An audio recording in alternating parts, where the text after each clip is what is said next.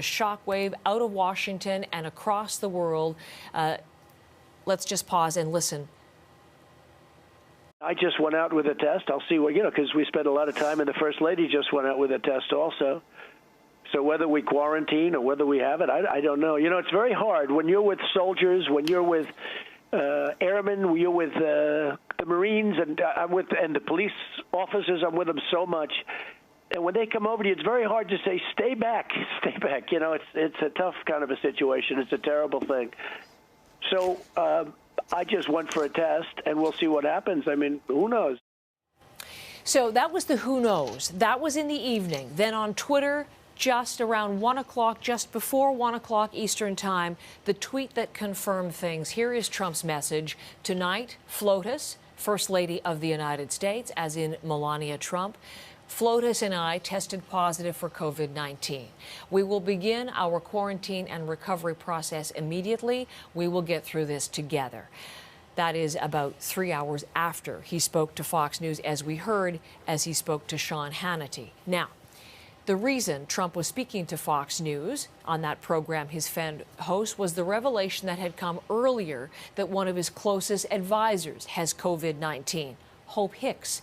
That is her name, and here is the image you see on Fox News during that clip.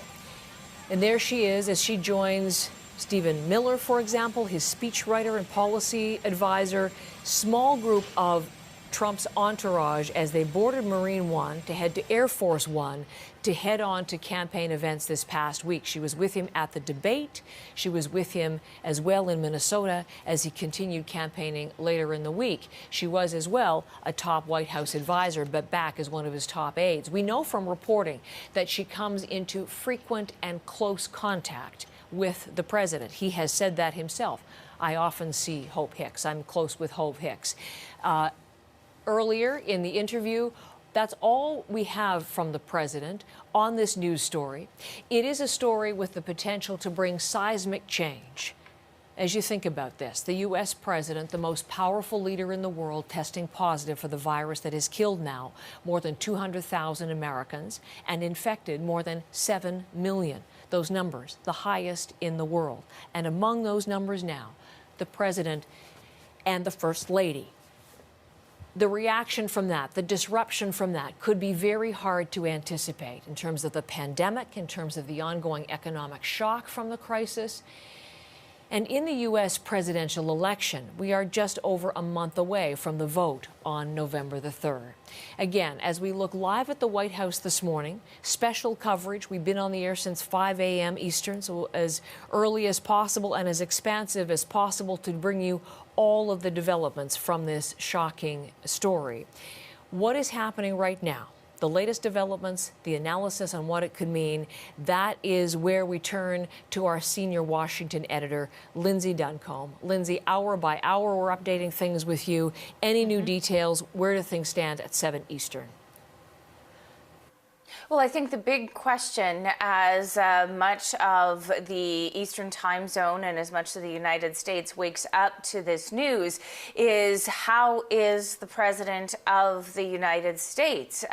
Does he have any symptoms? And what is the prognosis for his health? And a lot of uncertainty there when you consider, Heather, that Donald Trump is 74 years old. He is overweight. And this positive coronavirus test puts him in a high-risk group for coming down with symptoms of the disease. We do have a statement from the White House doctor detailing where things are at right now. Here's what the doctor said. The President and the First Lady are both well at this time, and they plan to remain at home within the White House during their convalescence. Rest assured, I expect the President to continue carrying out his duties without disruption while recovering, and I will keep you posted on any further developments. So obviously concern for the President's health, concern for the First Lady's health, and real questions about the implications for what this diagnosis means, both for the operation of government in this country and for the presidential campaign. The presidential campaign. Fewer than 5 weeks to go now, Lindsay. What will this mean for the campaign, for the election? So many potential implications here. Will everything just stop for now, or will Biden carry on? What's your latest thinking? Well, it upends everything, really, because in terms of what the president has been doing and the way he's been campaigning, at least in the short term during this quarantine period, which according to the CDC should be 14 days, he can't go to those planned rallies in airport hangars. And so that's on hold in the best case scenario. As for Joe Biden, there's a lot of uncertainty there, too, right? Because Joe Biden was going out. He met with supporters on a train tour of Ohio, really getting into that final stretch of the campaign. There were reports that he was going to start door knocking again.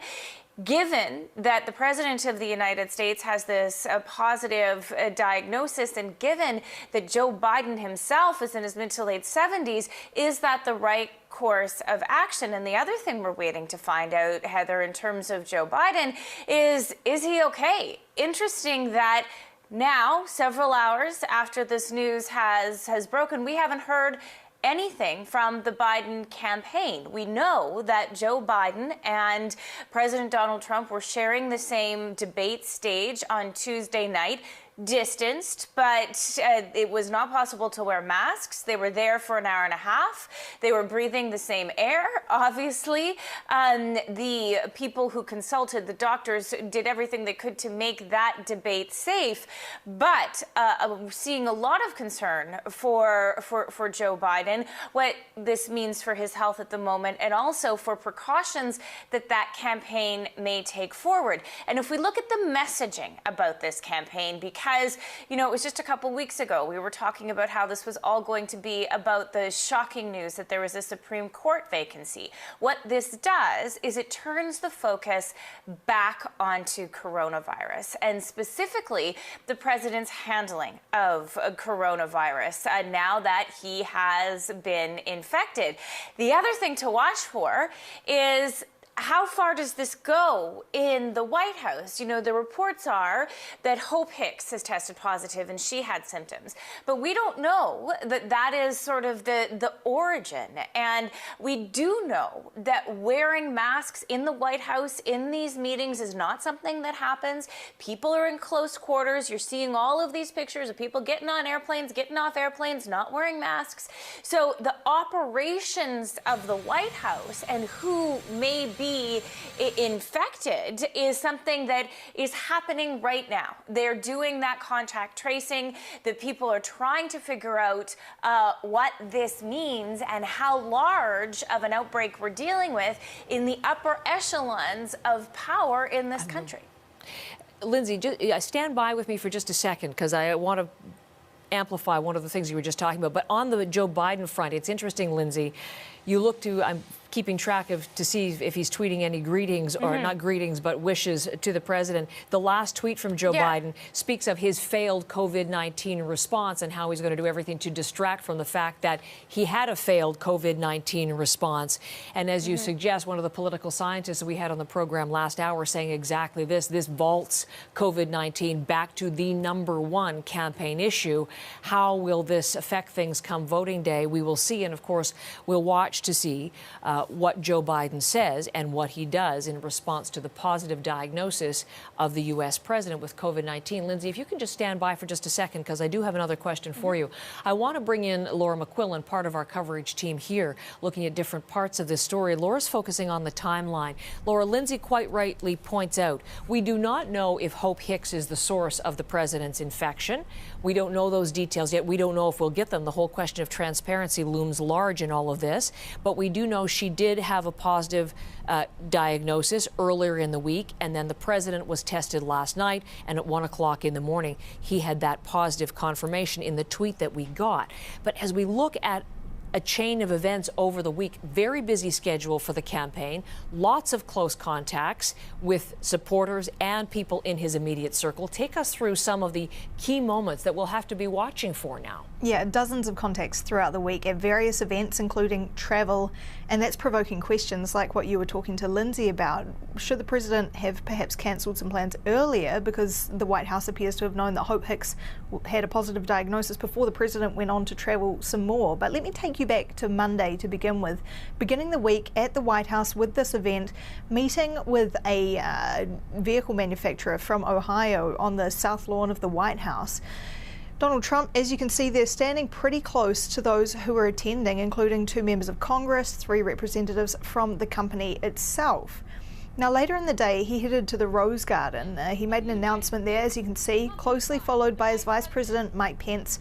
There was an announcement on coronavirus testing, giving those kits to states. State officials were there, members of Congress as well. You saw some distancing in the podiums and also the seating there. But we don't know whether there were other close contacts during that event. Of course, this event you were just speaking about as well. Tuesday, the big presidential debate, the first of its kind. And while the candidates were spaced out on stage, questions, of course, now about Joe Biden. Does he need to go get a test? How is he doing? Both candidates had been tested ahead of the debate. But we know that White House aide, Hope Hicks, was on Air Force One with the president heading there with members of the Trump family who were in the audience, and his children and senior staff did not wear masks during that debate in violation of the rules of the debate. The following day, Donald Trump heads to Minnesota.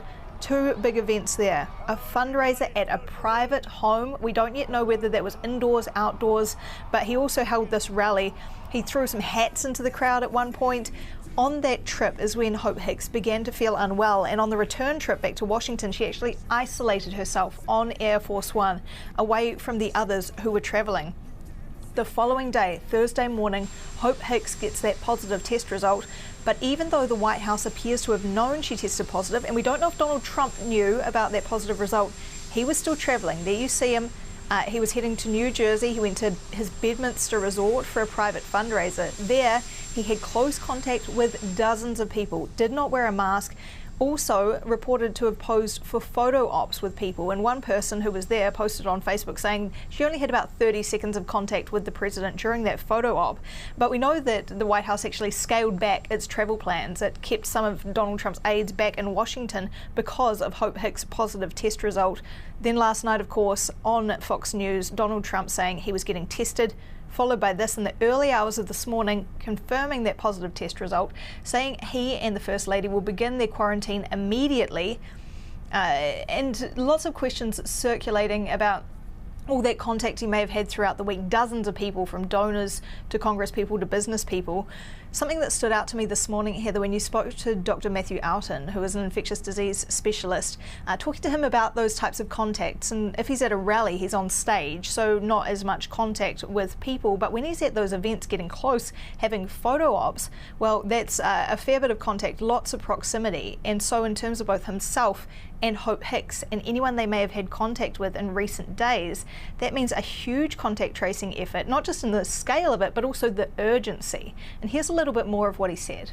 If he's had this for several days, then it raises into question how many of his close senior staff, both in the White House as well as for his campaign, may have been exposed. And obviously, this could create quite a large ripple effect if there's many other members who get exposed and subsequently develop this disease as well. So now the White House taking steps, cancelling plans for today because, of course, the president is in isolation and will quarantine for the coming days. He's cancelled a briefing, a roundtable, a rally set for tonight. The only thing that's said to be left on his agenda is a phone call about COVID-19 support for vulnerable seniors. And while we wait for an update on his condition and, of course, for any more tweets about how he's doing, lots of questions about what the White House knew and when, and whether plans should have been cancelled earlier because of Hope Hicks' test result. I think you've just hit exactly on the point, what he knew and when, because the Daily Beast, for example, is reporting. And again, we're going to be getting a lot of reporting out of Washington because we're not getting definitive word from the White House, but that Trump went ahead with that golf club fundraiser that you mentioned, Laura, after Hope Hicks had tested positive. So as you quite rightly point out, we do not know if Hope Hicks was the source of infection. hypothetically, it could have been the other way around. So these are the things that the American people need to know and find out about, but it certainly is a critical moment in this White House and Trump administration. Laura McQuillan, thank you very much. Come back with more information as part of our ongoing special coverage. I want to bring Lindsay Duncombe back into all of this. Again, Lindsay, you were listening to that timeline. It was reinforcing some of the things that we don't know. There are still just so many questions about all of this. And really, for an administration that is not known for its transparency, how much will we learn? I mean, I can remember in my mind when Ronald Reagan had polyps. I mean, we had pictures of his intestines to see how Ronald Reagan's health was, and of course, after he was shot. I mean, this is a health crisis for a president the likes of which we have not seen since that time. But will we get the degree of information that we did back in the 1980s? We will see. What I am wondering about, though, again, we don't know how ill the president is. If he's symptomatic, his presidential physician has said he and his wife are both well at this time. But I'm wondering what kinds of scenarios they will be entertaining all the same in the White House in terms of administration implications, in terms of national security implications. What is happening now? Well, we know that this is something that will be considered at the highest levels because Donald Trump doesn't just have the coronavirus. He has COVID-19. He's 74 years old. He's overweight and has comorbidities. So there does need to be sort of a plan of action. And that's why one of the big questions that is unanswered this morning is, what is the health status of Vice President Mike Pence? Because obviously we saw Boris Johnson, when he became quite ill with the coronavirus, he deputized a minister to take over some duties. In this country, should the president not be able to perform some duties, it goes to Vice President Mike Pence. Mike Pence has sent out a tweet saying he wishes the president and the First Lady well. We don't know his latest coronavirus test. We do know he has not been in a close proximity with the president in the last several days, but the health status of the vice president is one thing we will definitely be watching for this morning. Lindsay, I thank you very much. Stand by with me, and we'll be back to you for any new information. Lindsay Duncombe is our senior Washington editor, bringing us part of our extended special coverage for you this morning. We're looking live at the White House. We know the U.S. numbers. The U.S. leads the world ignominiously in terms of the number of people with COVID-19. More than 207,000 people have died in these recent months. More than 7 million have become infected. Now, the vast majority have recovered, but the United States response to COVID-19 has frankly bewildered much of the world and has certainly been criticized by many, and the president's response particularly. And now all of this coming very close to home with the president and his wife now with a positive diagnosis. Let's try to look into this a little bit more deeply from a health perspective. Dr. Suman Chakrabarti is with us, and he's an infectious disease specialist at Trillium Health Partners. He is a frequent guest on CBC News Network. And Doctor, we're glad to have you on this day of such a stunning bit of breaking news. I'm just curious about your initial reaction to hearing the U.S. president was positive. Yeah, you know, whenever you hear a world leader being positive, I felt the same way when Boris Johnson tested positive a couple of months ago. It was quite shocking. I actually got a notification on my phone at something like 4 a.m. So this is big news. And, you know, I wish the president as well. I don't want anybody to get COVID. And this is certainly a concerning situation. That has been very much the expression from even some of his staunch political rivals. They don't wish him well they don't wish him ill on a personal level. They are hoping for his recovery, even though they certainly remain critical of the response that his administration has led to COVID-19. And one of the things you hear from a very strong opponent is something like, if the president of the United States can get this, then surely we all are. There's a lesson in this for everyone, isn't there? I agree. And, you know, the thing with COVID-19 that we've seen is that, you know, it can attack anybody. Certainly, it does have a predisposition for certain types of risk factors, but anybody can be prone to getting it. And that's why I think that it's so important for all of us to, you know, do the things that we're doing right here in Canada, things like physical distancing, mask wearing, and washing our hands. This is important, whether you're the president of the United States or just a guy sitting, on your patio at home. Well, you've raised some very important points, because the president of the United States, we have seen repeatedly over these months, does not wear a mask, hardly ever, does not have events where there is physical distancing. Indoors, many people flouting the strongest research and the best public health guidelines to date. We don't know the source of infection, but as you look at the timeline for the events and the things that he's been doing in recent days, Dr. Chakrabarti, what are the things that you'd be watching for, the questions that you would need to have answered at this point? Yeah, the results of the contact tracing investigation are going to be very important here, because it's not just that Trump and Melania Trump could have COVID. Many of the other people in the administration can, as they are in fairly close and prolonged contact. The other thing that right now, what my biggest concern is that the Trumps are right now not symptomatic, and he's older. He's in his 70s, and that's a risk factor for severe disease. So I really want to see what happens to him over the course of the next 2 weeks or so, because he could potentially get very ill from this, and this, of course, something that we don't want. But it's important for him to remain in isolation and be under good observation. Can you just pause on that? I just want to make sure. We haven't heard exactly what the state of the president's health is. All that we've received from the president's physician is the president and first lady are both well at this time.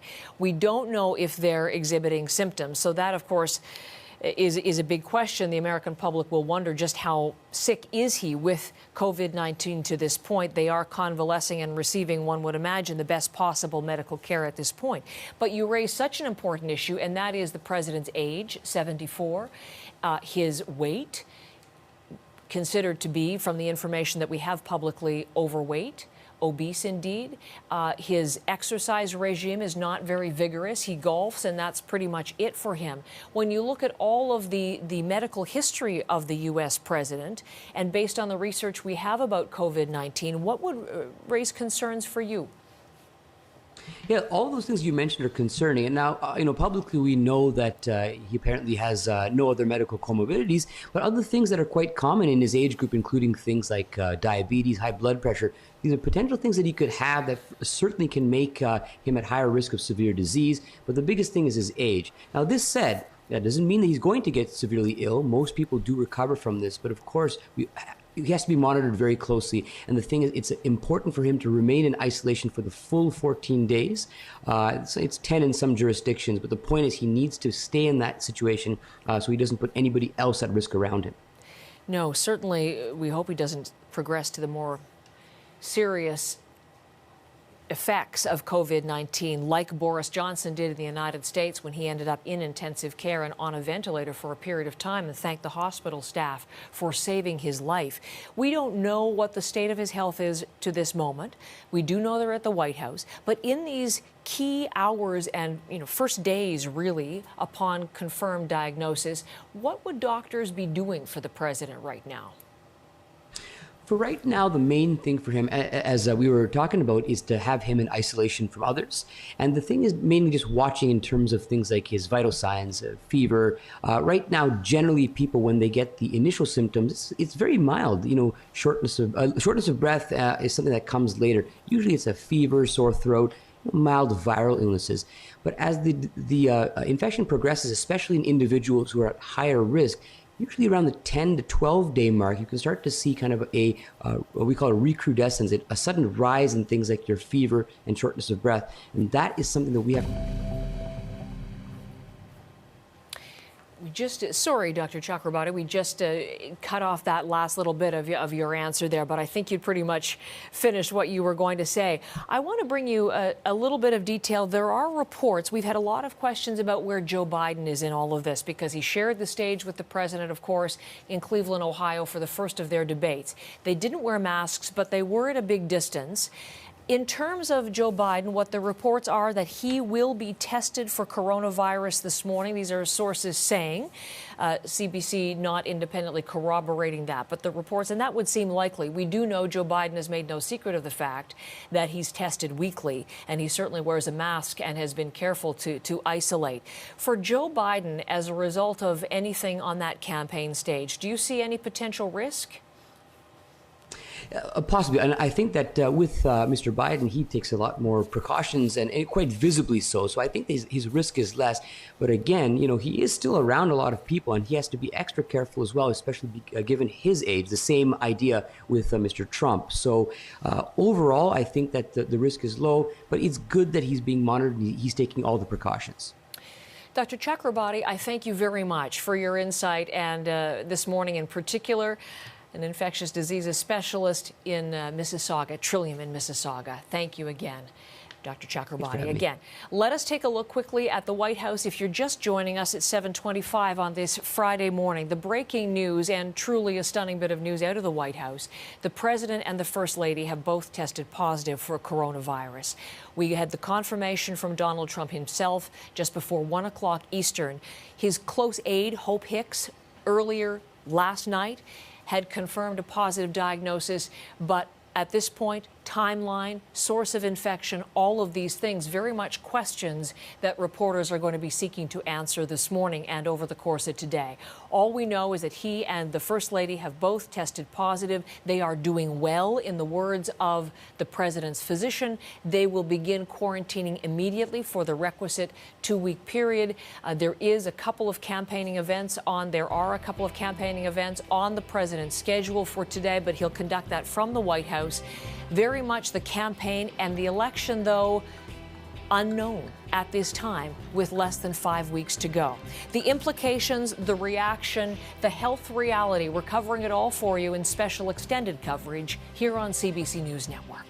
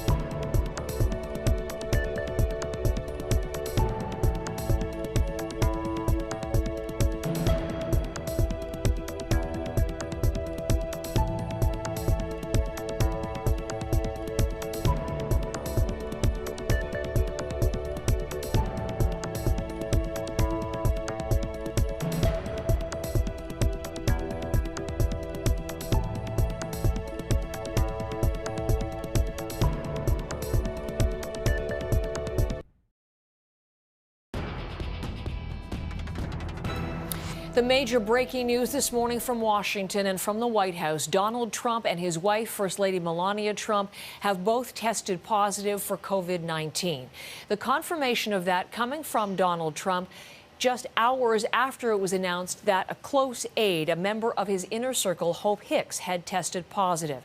This is how the president announced it to his millions of followers. This has become, interestingly, his most viral tweet of all of the tweets, followed so closely, retweeted, liked. People are around the world just in shock over this breaking headline that Donald Trump and his wife have tested positive for COVID-19. We will begin our quarantine and recovery process immediately. We will get through this together. Now, just a matter of hours before that tweet, Donald Trump had been on Fox News' Sean Hannity's show. A friend, someone he speaks to frequently on air, and he talked about being tested after Hope Hicks was confirmed positive. Let's listen into some of that interview from last night. It's very, very hard when you are with people from the military or for law enforcement and they come over to you and they they want to hug you and they want to kiss you because we really have done a good job for them. And you get close and things happen. I was surprised to hear with Hope, but she's a very warm person with them, and she knows there's a risk, but she's young. Donald Trump speaking to Hannity on Fox News, again, just hours before the confirmation that he, too, had tested positive for COVID-19. And, of course, Hope Hicks, the source of her infection, that is unknown. Donald Trump, from whom did he contract COVID-19? That too unknown, or at least unreleased information publicly at this point. But the timeline is one of the things that we're covering very closely, because Hope Hicks, there you see her as she was getting on Marine One to accompany the president to campaign events midweek. She'd also been in Cleveland with him the day before. That was Tuesday in Cleveland for the debate with Joe Biden. So close contact. When exactly did the president become positive, and exactly who in his immediate circle might also be at risk? These are some of the main questions that we'll be seeking to answer today. There is strong reaction to the story from around the world, and we bring you comprehensive coverage of that as well. I want to show you our correspondents covering all of that. We have Grace Lee. That's not Grace Lee. That's Dominic Velitis. Dominic is in Bristol. And Dominic, I'm going to get to you in just a second. I think we wanted to bring in both of our correspondents. We'll get the European reaction from Dominic in just a moment, but we want to bring the Asian reaction as well. Grace Lee is in Tokyo this morning. From Asian leaders, what are we hearing so far on the president's diagnosis? Grace? Well, Heather, first we've heard from some prominent Asian leaders, including Prime Minister Narendra Modi of India, who wished his friend Donald Trump a speedy recovery along with his wife. But we've seen a significantly pointed response from China at this time, especially from Chinese state media. Now, the editor-in-chief of China's Global Times tweeted out this morning saying that Donald Trump is simply kind of paying the price for gambling with the U.S. and with the pandemic response, and trying to underscore how serious the pandemic is overall. We've seen some other responses as well from different arms of Chinese state media, but they've overall been saying that Donald Trump has, in the past few months, not been following his own medical staff's advice, not wearing a mask, not social distancing. And they say this points to how serious the situation has become overall in the U.S. Now, we've also seen a lack of response from Japan, where I am right now. Japan's new leader, Yoshida Suga, hasn't really sent his regards yet. Officials say that they thought about it, but they didn't think it was serious at this time, and they're not saying anything yet. And that's kind of interesting, because Japan has been trying to toe the line between its biggest trade partner, China, and its biggest ally, the U.S. So it may point to some nervousness in the region about a geopolitical shift due to the U.S. president contracting this virus. Grace, just before I let you go, I mean, it's just so interesting. I mean, Donald Trump, from microphones for months, has been talking about the China virus and very much really setting up a real fight with China over the source of COVID-19 in Wuhan, China, sometimes encouraging of Xi Jinping, and sometimes very critical of the Chinese response. So it'll be really interesting to see the fine line, particularly from Chinese officials, and I would think from the Chinese people, too. Yeah, we haven't really seen any response from President Xi himself, or really from on the ground, since it is getting late now. But you can imagine that there has been a little bit of a mixed response on social media. A lot of people, like Chinese state media, pointing out that Donald Trump hasn't been taking the virus very seriously and hasn't been following the guidelines of wearing a mask or social distancing. All of those things have been very crucial to Asia coming out of this pandemic in the past few months. Here in Japan, you really won't see anybody outside without a mask. And so it's been kind of baffling for a lot of the people here that they see the U.S. president going around shaking hands without a mask, and even making fun of his political opponents for wearing masks. Grace, thank you so much. Grace Lee is bringing us the Asian reaction. Let's turn to European reaction now as we bring in Dominic. Dominic, just to let you know that the UN Secretary General is one of those who's just commented on the Donald Trump COVID diagnosis. Secretary General sends his best wishes to President Trump and First Lady Melania Trump for a quick and complete recovery. A short and succinct statement from the United Nations. In terms of other international reaction, what are you seeing and hearing? Well, Heather, the British Prime Minister Boris Johnson was the first major world leader to contract coronavirus and among the very first to react to this morning's news. Here he is. Take a listen. Well, obviously, I think we all want to send our best wishes to the President and the First Lady, and I've done that this morning, as you can imagine.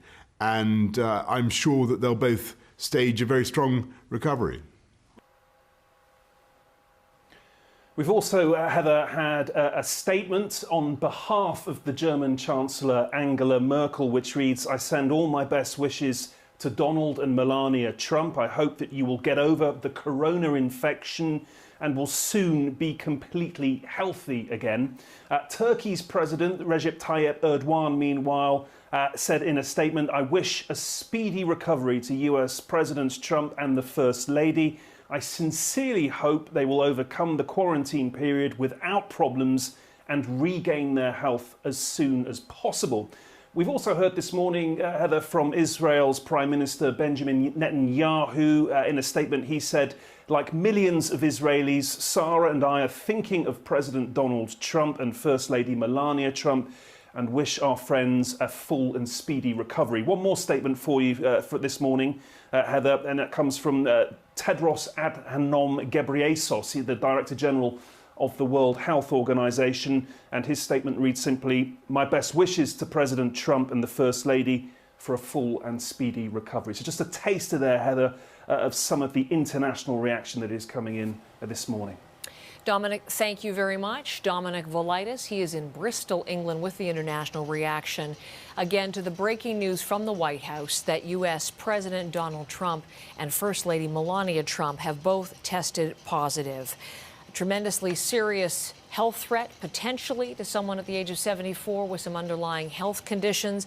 We're bringing you what doctors are saying about the situation, what world leaders are saying, as Dominic was just reporting, and of course what this means for national security concerns in the United States and the election, with less than 5 weeks to go until the November 3rd vote. You are watching CBC News Network.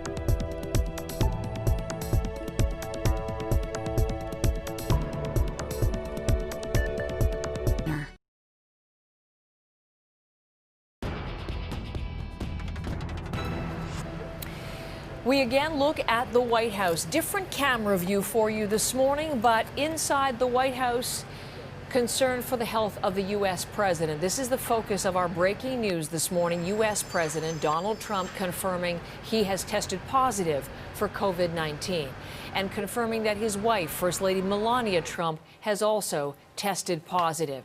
This is the tweet that sent out the first shockwave of news. It came from the president himself just before 1 o'clock in the morning Eastern, revealing that the world's most powerful leader, who has in so many ways downplayed the threat of COVID-19, indeed has the virus that has killed more than 200,000 Americans.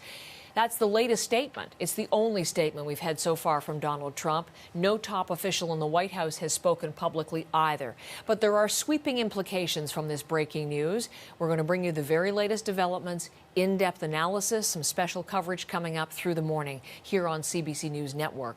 Now, John Northcott has been with me throughout since going on the air. And John, I want to turn to you because you've been talking about the president's health. Obviously, I was mentioning 207,000 deaths of Americans. More than 7 million have tested positive. The vast majority have, in fact, recovered. And that's good news, and that's what everyone is wishing for the U.S. president. But he does have risk factors, and he falls into the group that we've talked about so often over these months in terms of people who are at greater risk for the worst symptoms of COVID-19. Indeed, Heather. People who are between the ages of 65 and 74, which is the president's age, are 90% more likely to die from it. Those with pre-existing conditions of any age, of course, are in a risk group around that. The president arguably has some of those risk conditions as well. So the other aspect to this is that there has never been a president in modern history about whose physical health we know so little. But this is what we do know. 6'3", 240 to 275 pounds, a big man. BMI technically makes him obese, a risk category for more severe symptoms and reaction to COVID-19. Cholesterol has been a concern for a number of years. He takes medication. He's been able to bring that down. He doesn't exercise regularly beyond golf. At the same time, though, he doesn't smoke. And he doesn't drink. Famously, throughout his life, he has done neither. His diet, though, an issue, a situation where he's been known to consume Diet Coke, red meat, and ice cream. The famous always asks for an extra scoop of ice cream on his pie or whenever ice cream is being served. Still, this is a situation that is being watched so carefully, not only in terms of his health condition, but also who of those around him may either have spread it to him, as there's been some suggestion that he was close to Hope Hicks, or how widespread this is throughout the White House and the effect that can have on not only the election campaign, but the ability to govern and beyond. Let's listen to a doctor, a Canadian doctor, speaking on CBC News Network about what we're watching so carefully.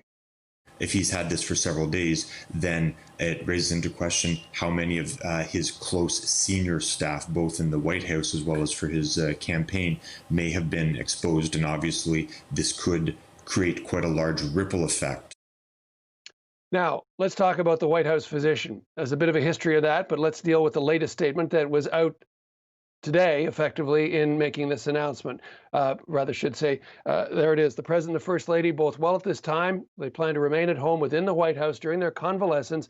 Rest assured, I expect the president to continue carrying out his duties without disruption while recovering, and I will keep you updated on any further developments. Now, the reason there's such a arguably mystery around this is that we know so little about his health condition. Some of this has to do with his history of doctors. His longtime personal physician, Dr. Harold Bornstein, there he is there in New York.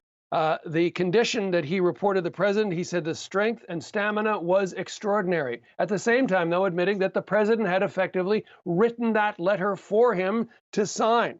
Ronnie Jackson, presidential advisor in all of this, famously having to resign because of a scandal around there, said he had incredible genes and said if he had improved his diet, he could live to be 200. Here's a shot of him recently at West Point, seen to be unsteady. He has tweeted out about that, saying there was no handrail and it was slippery. Still, we saw him have to go to the Walter Reed Medical Facility this summer. A question mark around that. lots of medical facilities at the White House, the implication being there was something serious associated with that. All these questions, Heather, as we deal with this breaking news, and we deal with the election, and we deal with the presidency, arguably the most powerful office in the world. I mean, John, it's been just an extraordinary year and a stunning turn of events with the election and with the pandemic, the convergence of these two today.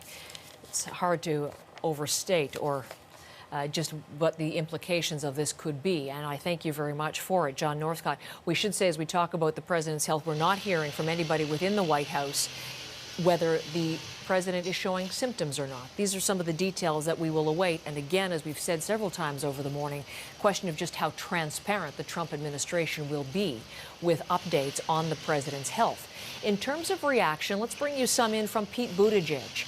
Just commenting now, of course, he in the race for the Democratic nomination, which Joe Biden ultimately won. I was thinking we were live in Washington on Super Tuesday when Pete Buttigieg conceded and threw his support to Joe Biden. Here is his tweet wishing President Trump and the First Lady a full and speedy recovery.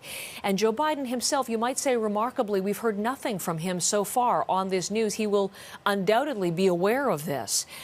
The only thing we've had from him most recently, his last tweet was to criticize Trump for his failed COVID-19 response. So nothing in terms of the health of his the opponent that he faces in the election coming up.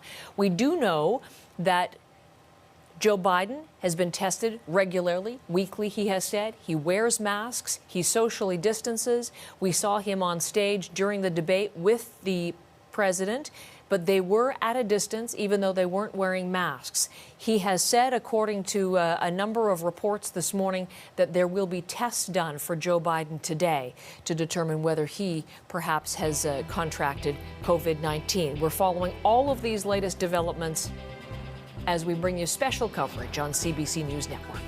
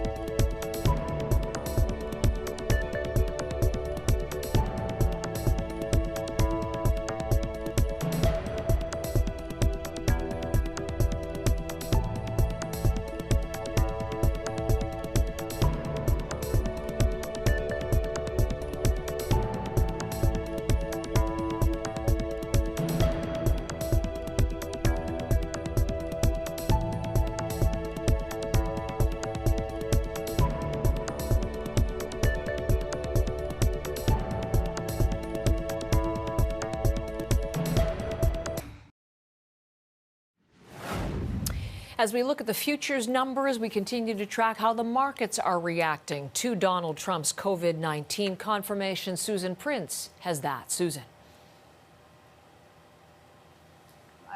Pre-markets are accelerating to the downside. People are concerned about what the news means about President Trump having COVID, and the things that people will be paying attention to with regard to his health, or the markets will be paying attention to, is whether or not Trump is positive but not ill. And the idea being that if he's asymptomatic, that will have less of an impact on the markets. That's really not very clear right now. And you can see that lack of clarity in the markets. We had a little bit of a bounce mid-morning, and now we're seeing it as we start to approach the market opens. We are seeing some acceleration to the downside in all three of the U.S. American markets. Heather? Thank you, Susan.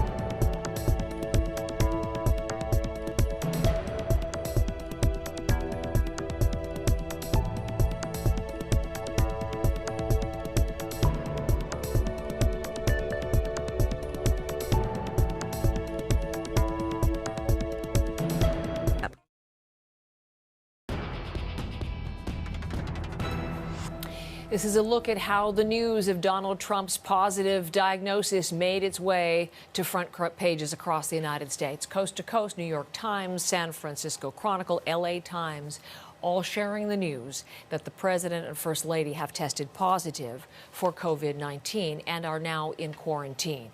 We are bringing you special extended coverage. We will be through the day on CBC News Network as we look live at the White House once again.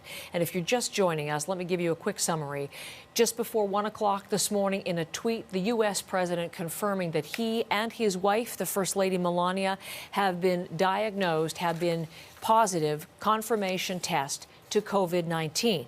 There is no word on their health officially, whether they are showing symptoms. What Melania Trump has said is that they're feeling well, and the president's physician has said that they are doing well as well. And now in convalescence in the White House for the next 2 weeks. The implications of all of this are enormous. We've seen the markets tumble in response.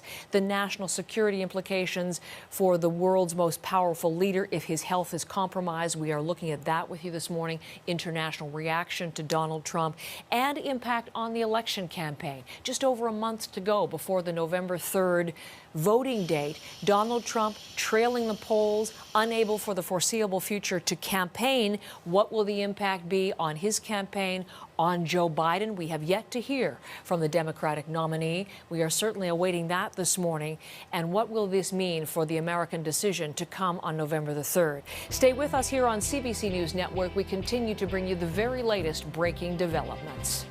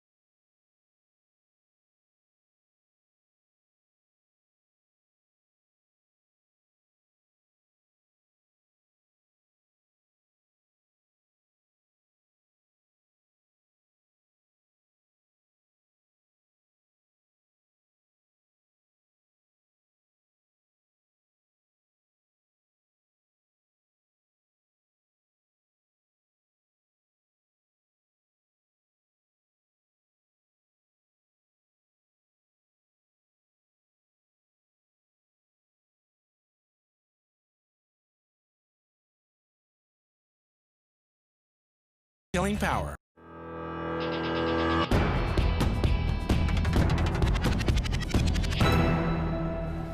You're watching CBC News Network, and we welcome you as well on our CBC social channels and at cbcnews.ca. I'm Heather Hiscox, and you're joining us for special extended coverage, the very latest on the breaking news this morning from the White House. Donald Trump confirms he has tested positive for COVID-19. He also confirms that his wife, First Lady Melania Trump, has tested positive as well. This is how Trump broke the news that is now moving like a shockwave out of Washington. He did so on Twitter. Donald Trump posting the confirmation just before 1 o'clock Eastern. Here's his message. Tonight, FLOTUS, First Lady of the United States, as in Melania Trump, FLOTUS and I tested positive for COVID-19. We will begin our quarantine and recovery process immediately. We will get through this together. Melania's Trump also mentions that we are feeling good. That was about 3 hours after Trump revealed on Fox News that he had been tested. I just went out with a test. I'll see what, because we spent a lot of time, and the First Lady just went out with a test also. So whether we quarantine or whether we have it, I don't know. It's very hard when you're with soldiers, when you're with airmen, when you're with the Marines, and and the police officers. I'm with them so much. And when they come over to you, it's very hard to say, stay back, stay back. It's a tough kind of a situation. It's a terrible thing. So I just went for a test, and we'll see what happens. I mean, who knows? Who knows? You heard in their reference potentially how Hope Hicks might have been infected, but that has not been determined or announced at this point. And whether she infected the president, a major unknown. Could it have been the other way around? These are things and timelines that we're going to address with you this morning. But the reason Trump was speaking to Fox News on the show hosted by his friend Sean Hannity was the revelation that one of his closest advisors had tested positive for COVID-19. We were just mentioning her, Hope Hicks. And the image you see, Fox News during that Trump clip, there she is here as she was set to board with Stephen Miller, one of his speechwriters and policy advisors. There you see her on Marine One, which is the presidential helicopter taking her and the president to Air Force One and heading on to a campaign stop. You did see her in that image wearing a mask at that point. She is one of the top aides in the re-election campaign for Donald Trump. She was at one time a top White House advisor. We know from reporting that she comes into frequent and close contact with the president. He has said so himself.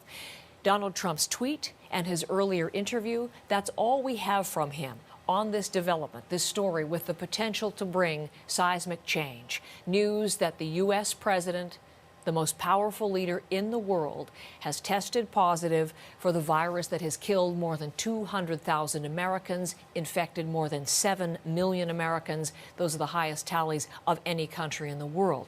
The potential disruption could be hard to anticipate to the pandemic response itself and in the U.S. presidential election that is just over a month away. We have special coverage, as I've said, here on CBC News Network, on our social channels and on cbcnews.ca. The very latest developments, also the immediate reaction, in-depth analysis on what this could all mean to the election, to U.S. security, and to some major financial realities, too, as far as economic and market impact today. Lindsay Duncombe is our senior Washington editor. She's been with us since we went on the air at 5 o'clock this morning. Lindsay, we really don't have too much more information from that which we had at 5 o'clock, but bring everybody up to date on what we know about this positive test for the U.S. president. Well, the big question is, how sick is the President of the United States, and what implications will that have, both, Heather, for how he will do his job running the country and how he will undertake his presidential campaign. Here's what we know from the White House doctor. And the statement from the doctor sounds as though what we're entering is a quarantine situation that obviously will upend the campaign, but in which the president still intends to work. The White House doctor says the president and the first lady are both well at this time, and they plan to remain at home within the White House during their convalescence. It goes on to say, rest assured, I expect the president to continue carrying out his duties without disruption while recovering, and I will keep you updated on any future developments, but there certainly will be real concern in the White House as the origins of this infection in the president is traced, and as we consider that Donald Trump is 74 years old, he is overweight, and that certainly puts him in a high-risk, vulnerable category for the effects of this virus. Lindsay, just stand by for just a moment, if you would. I want to look to implications of this. Certainly, it has upended the campaign, but there are other potential repercussions here. So, Lindsay, just stand by, if you would. I want to bring Laura McQuillan as we bring you team coverage of this story. Laura, we last saw the U.S. president. I know you're going to take us through the timeline. He was in public on Thursday afternoon, so yesterday afternoon, coming back to the White House after a fundraising trip to New Jersey. Didn't speak to reporters about any of this, and didn't seem ill as we looked at him at this time. But of course, what he did, with whom he was associating over the past days, potential sources of infection, these are all big questions that people will be looking to the timeline as they look to contact trace. Yeah, a lot of potential contacts there, Heather. The likes of staff, other officials, fundraisers, because we know that he went to a couple of fundraising events. At a rally as well during the week, and with several business people too, so a lot of contact tracing work to do there. We are also learning this morning from Chris Christie, who was involved in his debate preparation, that debate prep took place Saturday through Tuesday, which was debate day, that they were in a small room and people did not wear masks because they had tested negative for COVID-19. But as we're now learning, a negative test can pretty easily turn into a positive test. But let me take you through Monday through to today. If we look back to Monday, a couple of events at the White House that day. Donald Trump meeting with a vehicle manufacturing company. There you see, that's the South Lawn. 2 members of Congress were there, 3 representatives from the company. Not a lot of distancing going on in these images. In a second event the same day in the Rose Garden, Trump making a COVID-related announcement, and he was there with Vice President Mike Pence, who you see trailing him pretty closely out to the lawn, members of Congress, state officials as well. And while there was distancing between podiums and distancing in the audience, once again, we don't know exactly how much contact he may have had with people. Of course, Tuesday, the big day for the debate, Donald Trump and Joe Biden on stage spread pretty far apart, and that's why they weren't wearing masks.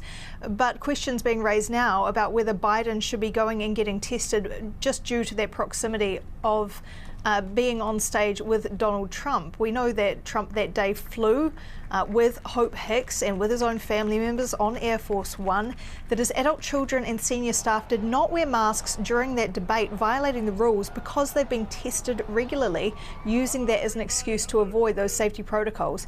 Wednesday, a big rally in Minnesota, also a fundraiser at a private home, described as a closed-door fundraiser, but we don't know if that actually means it was indoors.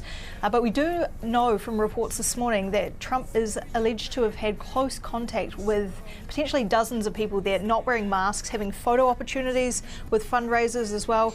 And by that point, Hope Hicks had actually tested positive for COVID-19, yet the White House still sent Donald Trump to New Jersey for that event. Last night, telling Fox News that he and his wife had got tested after Hicks' result, and then a matter of hours later this morning with that tweet announcing that they have tested positive for COVID-19. Now, in terms of that, saying that they are entering quarantine, that they will begin the recovery process immediately, but lots of questions about who would have had contact with Donald Trump and with Hope Hicks in recent days, because a massive number of events. A lot of contact with officials, with his own advisors, with other people who may be supporters at those fundraisers as well. And some of those questions, we were putting those to an infectious disease expert this morning, Dr. Matthew Alton, about just how much contact may have been involved. When it comes to rallies, he says, you have the president on stage, so he's away from people.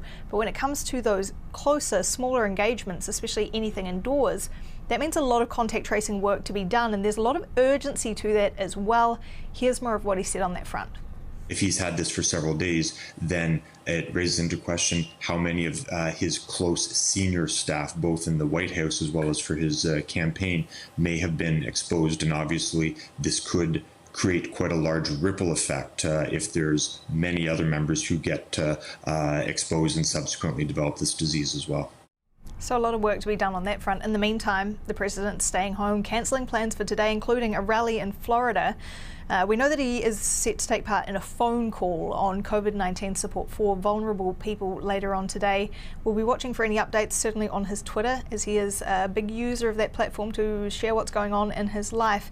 But in the meantime, plenty of questions about who knew what and when, and should he have been cancelling events earlier? Should he have been going on that trip to Bedminster for a fundraiser when the White House knew that Hope Hicks had tested positive? So a lot to watch there, Heather. There is indeed. And you mentioned Joe Biden and what do we know about his health? Certainly we know, Laura, that he has been tested weekly. He has said we see him wearing masks all the time. He very much stayed in his house, to the derision of Donald Trump, for much of the early part of the campaign, because he too is in the age group which is at higher risk for COVID-19. We know that he's tested regularly, as I said, weekly. We do understand from reports coming out that he will be tested today. But we have not heard from Joe Biden in any response to this stunning news. We're awaiting that as well. We are getting some new video into us this morning. Donald Trump, you heard him speaking on the Fox program earlier in the night to Sean Hannity, but then last night as well, he spoke about the pandemic and how the end is in sight. The end is in sight. That was Donald Trump's word. He's appearing in the video you're about to see remotely from the White House to guests and patrons at a charity dinner, a fundraiser in New York. We mourn for all of those who lost a loved one, and in their memory, we will defeat the virus. Through advances in treatment, we have reduced the fatality rate by 85% since just April. We are on track to develop and distribute a vaccine before the end of the year, and maybe substantially before. And I just want to say that the end of the pandemic is in sight. The end of the pandemic is in sight. Donald Trump just last night, as he spoke remotely to the Alfred E. Smith dinner, that's a traditional campaign event. It was held virtually because of the pandemic. That is before he himself confirmed that he and his wife have tested positive for COVID-19. So again, this is kind of the message we've had from the president, that the end of the virus and the end of the pandemic is nearing. A vaccine is imminent, maybe even before the U.S. election date of November the 3rd, and reiterating that message even as recently as last night, even before he was about to be diagnosed or have his diagnosis confirmed. One of the questions is what happens to Vice President Mike Pence. Obviously, a lot of focus on Mike Pence. We're just getting some breaking news from the Vice President's press secretary. That's a man by the name of Devin O'Malley. I want to bring in his tweet. As has been routine for months, Vice President Pence is tested for COVID-19 every day. This morning, as in today, this morning, Vice President Pence and the second lady, that's Karen Pence, his wife, tested negative for COVID-19. Vice President Pence remains in good health and wishes the Trumps well in their recovery. So, Lindsay, that's been one of the questions. What is the health of the vice president? He has been tested. He is negative. One would assume those tests would continue, but he would be kept far away from everyone. And one would think even from House Speaker Nancy Pelosi, because she would fall in line next if anything should happen to the vice president in terms of his health. We know it's very clearly prescribed, Lindsay, what happens when a president is incapacitated and a vice president has to assume responsibility at any moment. We've seen it historically various times when a president has had surgery, for example, under anesthesia, under sedation, has to transfer power to a vice president. It is clearly prescribed in Article 25 of their Constitution. But what happens beyond that? This is a scenario that they're having to look at hypothetically. What happens if a president becomes sick and the candidate can't finish a campaign? Yeah, that's a very different and much less clear scenario, Heather. Certainly, there are mechanisms whereby a party could come up with a different nominee. However, we have to consider that millions of Americans have already cast their ballots, and they would have voted in this case for a ticket with Donald Trump at the top of it, which complicates things. And this election is already very complicated unprecedented when you look at the implications of mail-in ballots and all of the different court cases that are happening as a result of the unprecedented scenario of voting within a pandemic. Of course, because it is, although the Americans cast their ballots, it is officially the Electoral College, which meets in December, that does the official voting to officially say who the president of the United States is. And if something changes in that period, if someone would become incapacitated or was unable to fulfill that duty to which they were elected, that changes things. And the scenarios whereby those electors are chosen really do vary. The rules vary from state to state, and the Supreme Court has been inconclusive, really, on what some of these scenarios might be. So I had to get my colleague, Alex Panetta, who was up into the middle of the night writing about this. There are more details on cbc.ca, but the bottom line is, while this has people looking ahead to potential scenarios should the president become ill, and we don't know to what extent he has symptoms, what that means for the election campaign and the ballot. And the bottom line is, Heather, that this very confusing election just got a lot more confusing and a lot more uncertain. The campaign here has been upended, both in terms of what we are going to see from the candidates themselves, how much they want to campaign, will the debates happen, and as well to, considering these kinds of scenarios with two nominees in their 70s in the middle of a pandemic, and now the president of the United States testing positive. Lindsay, thank you for this, and certainly we'll be speaking again as our extended coverage continues. Lindsay Duncombe is in Washington bringing us the very latest. Lindsay referencing that article from Alex Panetta, and there it is. It gives you an idea of what you'll see when you go to our front page online. What happens if a presidential nominee can't finish the campaign? Alex is going to join us in the next hour of our program as well to talk about some of his reporting as well. So turning back to just the health implications of all of this, people are pointing to this as the most serious known health threat to a sitting American president in years, since the Ronald Reagan years, perhaps. Donald Trump, a man at 74 with some health concerns. Dr. Suman Chakrabarti was with us earlier this morning. He's an infectious diseases specialist at Trillium Health Partners. He's in Mississauga, and I spoke to him earlier about why, in particular, people are worried about the president's health. The thing with COVID-19 that we've seen is that, it can attack anybody. Certainly, it does have a predisposition for certain types of risk factors, but anybody can be prone to getting it. And that's why I think that it's so important for all of us to, do the things that we're doing right here in Canada, things like physical distancing, mask wearing, and washing our hands. This is important whether you're the president of the United States or just a guy sitting, on your patio at home. Well, you've raised some very important points, because the president of the United States, we have seen repeatedly over these months, does not wear a mask, hardly ever, does not have events where there is physical distancing. Indoors, many people flouting the strongest research and the best public health guidelines to date. We don't know the source of infection, but as you look at the timeline for the events and the things that he's been doing in recent days, Dr. Chakrabarti, what are the things that you'd be watching for, the questions that you would need to have answered at this point? Yeah, the results of the contact tracing investigation are going to be very, very important here, because it's not just that Trump and Melania Trump could have COVID. Many of the other people in the administration can, as they are in fairly close and prolonged contact. The other thing that right now, what my biggest concern is that the Trumps are right now not symptomatic, and he's older. He's in his 70s, and that's a risk factor for severe disease. So I really want to see what happens to him over the course of the next 2 weeks or so, because he could potentially get very ill from this, and this is, of course, something that we don't want. But it's important for him to remain in isolation and be under good observation. Can you just pause on that? I just want to make sure. We haven't heard exactly what the state of the president's health is. All that we've received from the president's physician is the president and first lady are both well at this time. We don't know if they're exhibiting symptoms. So that, of course, is a big question. The American public will wonder just how sick is he with COVID-19 to this point. They are convalescing and receiving, one would imagine, the best possible medical care at this point. But you raise such an important issue, and that is the president's age, 74, his weight, considered to be, from the information that we have publicly, overweight. Obese indeed. His exercise regime is not very vigorous. He golfs, and that's pretty much it for him.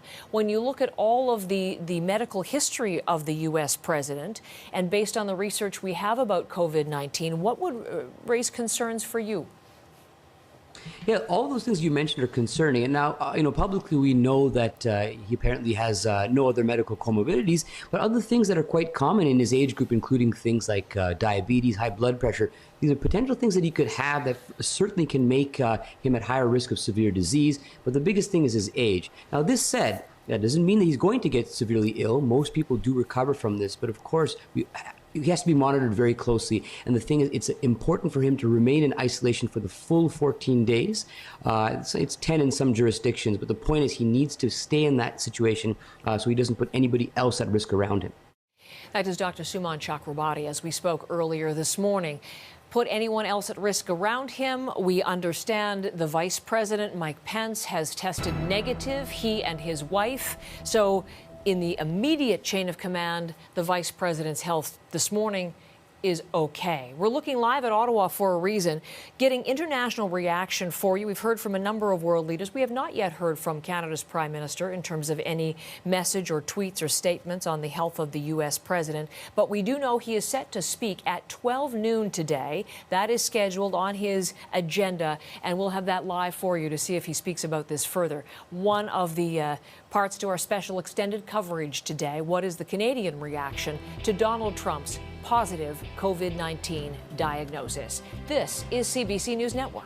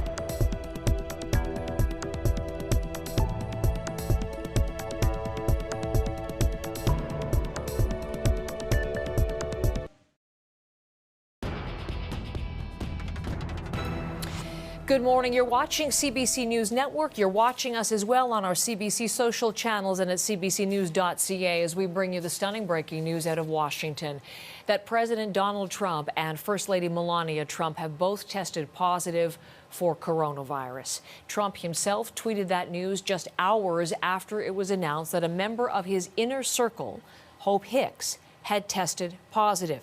And he talked about that in an interview with Sean Hannity on Fox News last night. It's very, very hard when you are with people from the military or for law enforcement and they come over to you and they want to hug you and they want to kiss you because we really have done a good job for them. And you get close and things happen. I was surprised to hear with Hope, but she's a very warm person with them, and she knows there's a risk, but she's young. Donald Trump, again, speaking on Fox News to his friend Sean Hannity about Hope Hicks. It was revealed last night that she had tested positive, but the reports on the White House are that they knew that she was positive even before the U.S. president attended a fundraising event in New Jersey. So a lot of questions this morning about when did the president know about her positive diagnosis and how, and then the question of who was infected and source of infection. All of this is very much a question this morning. How did the president contract COVID-19 and from whom? We're bringing you all of those developments this morning. We're also bringing you reaction from world leaders, but right now on CBC Radio, Al Sharpton has just been on the program The Current on CBC Radio 1. Matt Galloway is the host, of course, of that, and had Al Sharpton coming in on other matters, but took the opportunity to ask him what he thinks about the Trump diagnosis. So let's listen in to Al Sharpton. Well, I think that, first of all, my prayers are with him and the First Lady that they recover. And I don't think that we want to, in this time, mock him, even though he's mocked others. We don't want to become like those we criticize. But at the same time, I think that it should say to him the seriousness of this pandemic, and those that don't have the health experts and the medical care that he has. The one time that I talked to him, and I did call him, I talked about it in the book, only one time while he was president. He had called me one time after he won, but we didn't talk anymore until I called him earlier this summer about this pandemic, saying that you ought to test the homeless and the incarcerated. They can't social distance. They can't get health care. Please look out for the most vulnerable. He says, well, Al, I hear you. I'm not going to make any commitment. And I hope he thinks about this now that he's been tested. And I hope they will come with a second stimulus bill for people that can't make ends meet because of the pandemic in the United States that is of no fault of their own. So rather than doing an I told you so, I hope that we can make some real things move forward now that it is at home to him. The Reverend Al Sharpton, as he spoke to Matt Galloway, there you see our camera in the Current studio as part of their interview this morning, his reaction.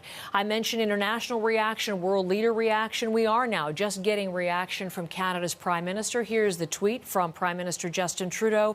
Sophie and I are sending our best wishes to POTUS and FLOTUS. That's the President and the First Lady. We hope you both get well soon and have a full recovery from this virus. Remember, Sophie Grégoire Trudeau knows exactly what it feels like to be diagnosed with COVID-19. She herself, a positive test after a trip to London, England earlier this year.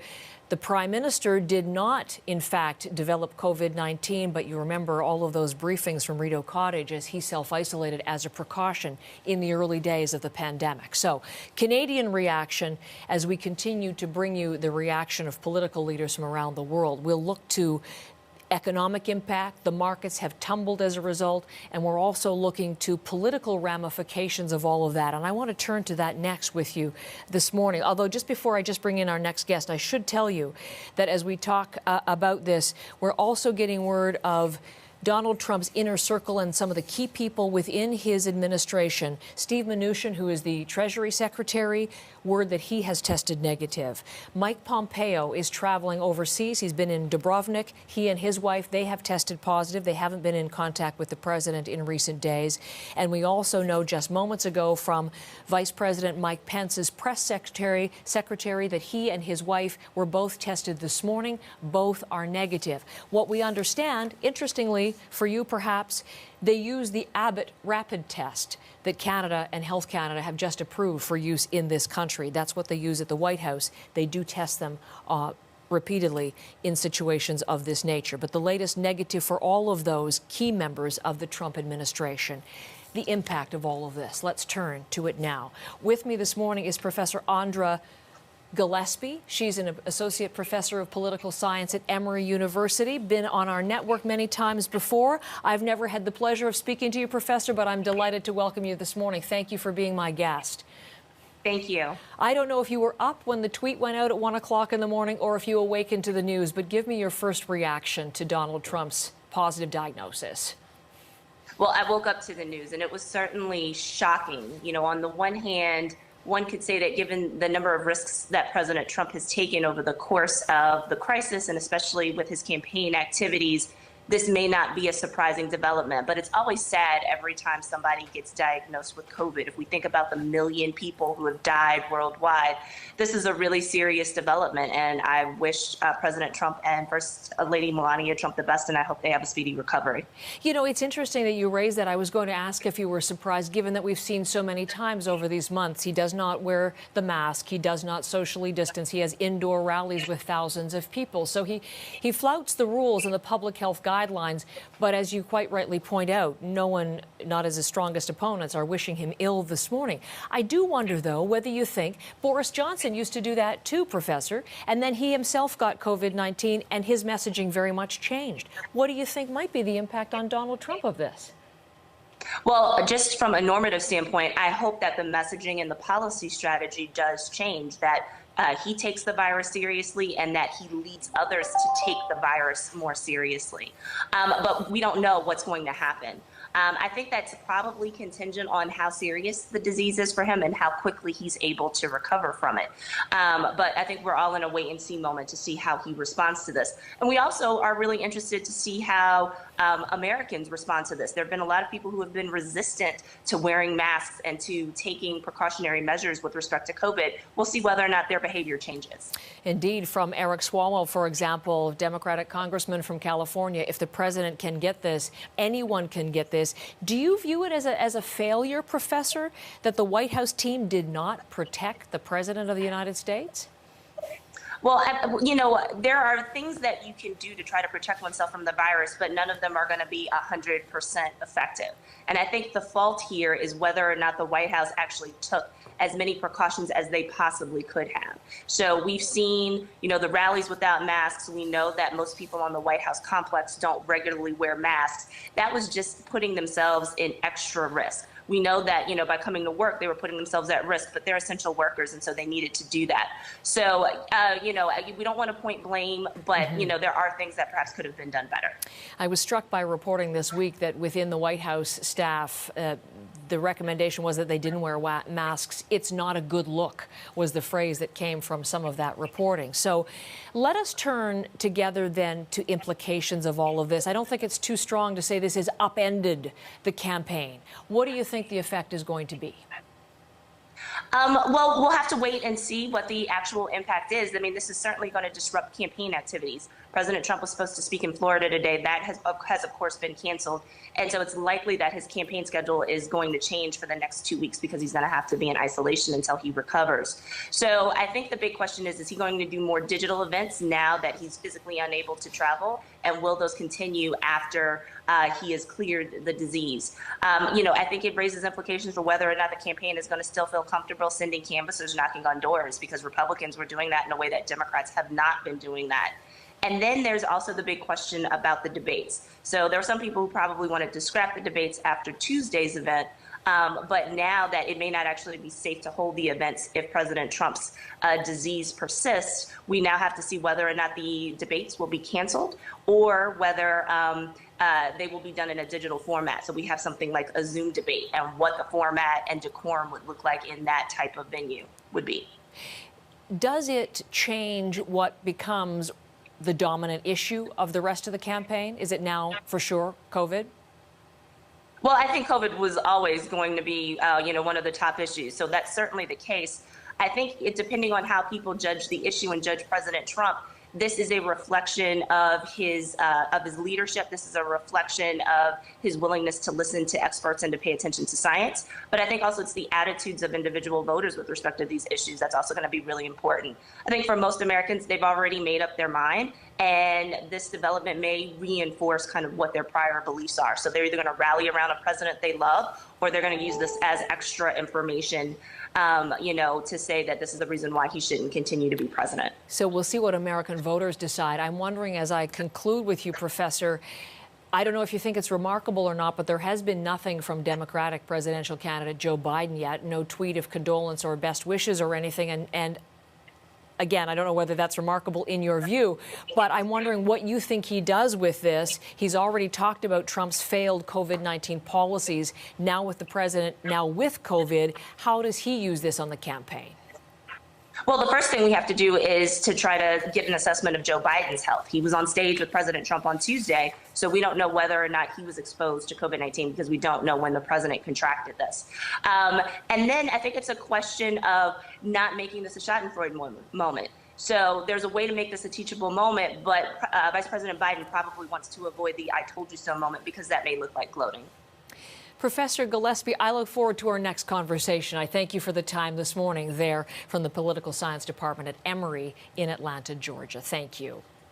Thank you. We're looking live at the White House in the breaking news that the President and the First Lady are both positive for COVID-19. We're going to bring you more international reaction and economic reaction.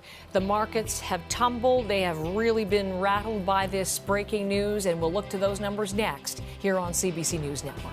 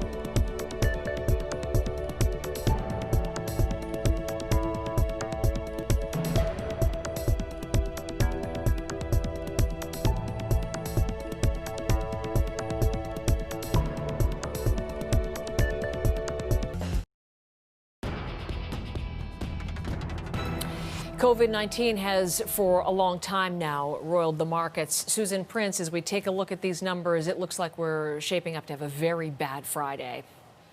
Yes, we are, and we're seeing some acceleration to the downside. Heather, it's been really quite a morning. We had, as you've been reporting on and covering all morning, the U.S. president's health. But what has really pushed it now in the past few moments further down is the job numbers came out. And the markets were anticipating net new jobs of well over 800,000. And you can see from the board, we're looking at net new jobs in the U.S. of 661,000 jobs. So well below what was anticipated. This is also the first month since April that the net new jobs has been below 1 million new jobs created. So some real concerns there. And as you can see, we've been watching, and we knew this was going to be an active day regardless of the president's health. We were watching for the jobs numbers. They were anticipated to be better. We were watching also the fact that there is the lack of a relief package in the United States is starting to make the markets jittery. So now we have this trifecta, and it's pushing the markets lower so far this morning. Heather? Okay, so we look at those, we look at the jobs numbers, and again, what do they mean, Susan, for us? Well, yeah, this is what's really interesting. It's like, okay, so the job numbers, we put them in, they're below what was anticipated. And it's like, okay, well, that's one reason for the market to be a bit lower. The other concern is this. These are the last numbers ahead of the U.S. elections. And they're not even including some of the stuff that happened in September. So if we take a look at the survey in September, it's worse than anticipated. That was before the numbers from Disney came out. Disney is cutting 28,000 people. We're looking at the airlines looking at anywhere between 30 and 50,000 jobs being cut there. And we're seeing financial services in the States, particularly in New York, looking at cutting people.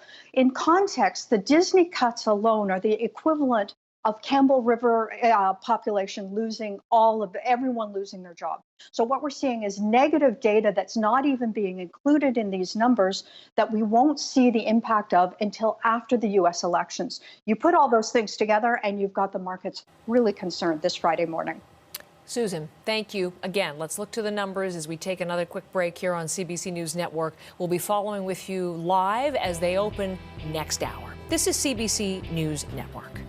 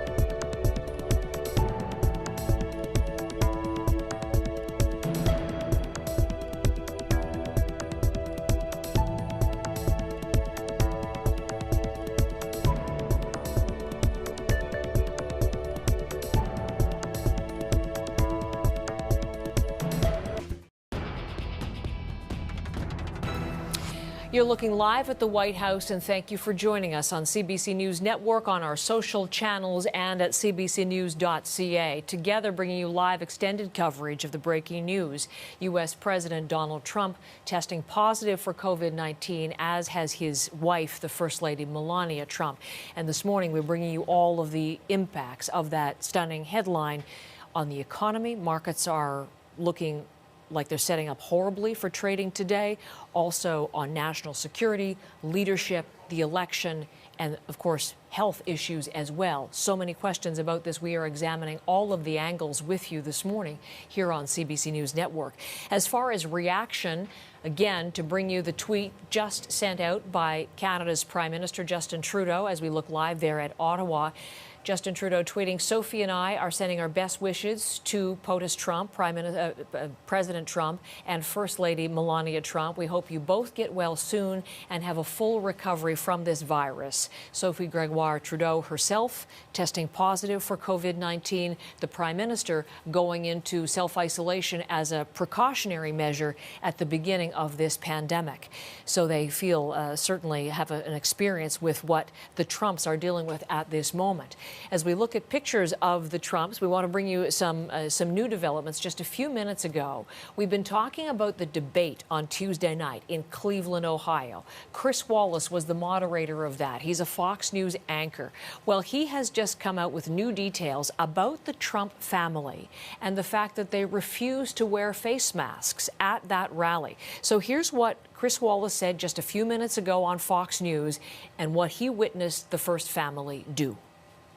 The Trump side of the hall, Mrs. Trump came in wearing a mask but took it off once she sat down. I didn't see when they came in, but all the other members of the first family that I saw there, including Ivanka, Tiffany, when they sat down, they weren't wearing masks. I'm told by the pool of reporters who was there that somebody from the Cleveland Clinic came up to the first family. I believe this was before Mrs. Trump sat down and offered them masks in case they didn't have them, and they waved them away. That is presidential debate moderator Chris Wallace as he was speaking to Fox News earlier this hour. Again, the question of the president and wearing masks. He has worn masks on very few occasions and certainly derided his challenger, Joe Biden, for his wearing of masks and for his physical distancing, staying isolated. That has been a big point of criticism from the president over these many weeks of the campaign.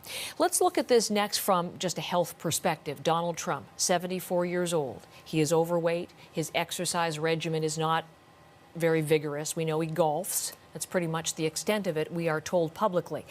So as we look at that, with now a positive COVID-19 diagnosis, Dr. Christopher Labos is with me next. He's an epidemiologist and cardiologist with me pretty much every week as we've talked about new science and new research on COVID-19.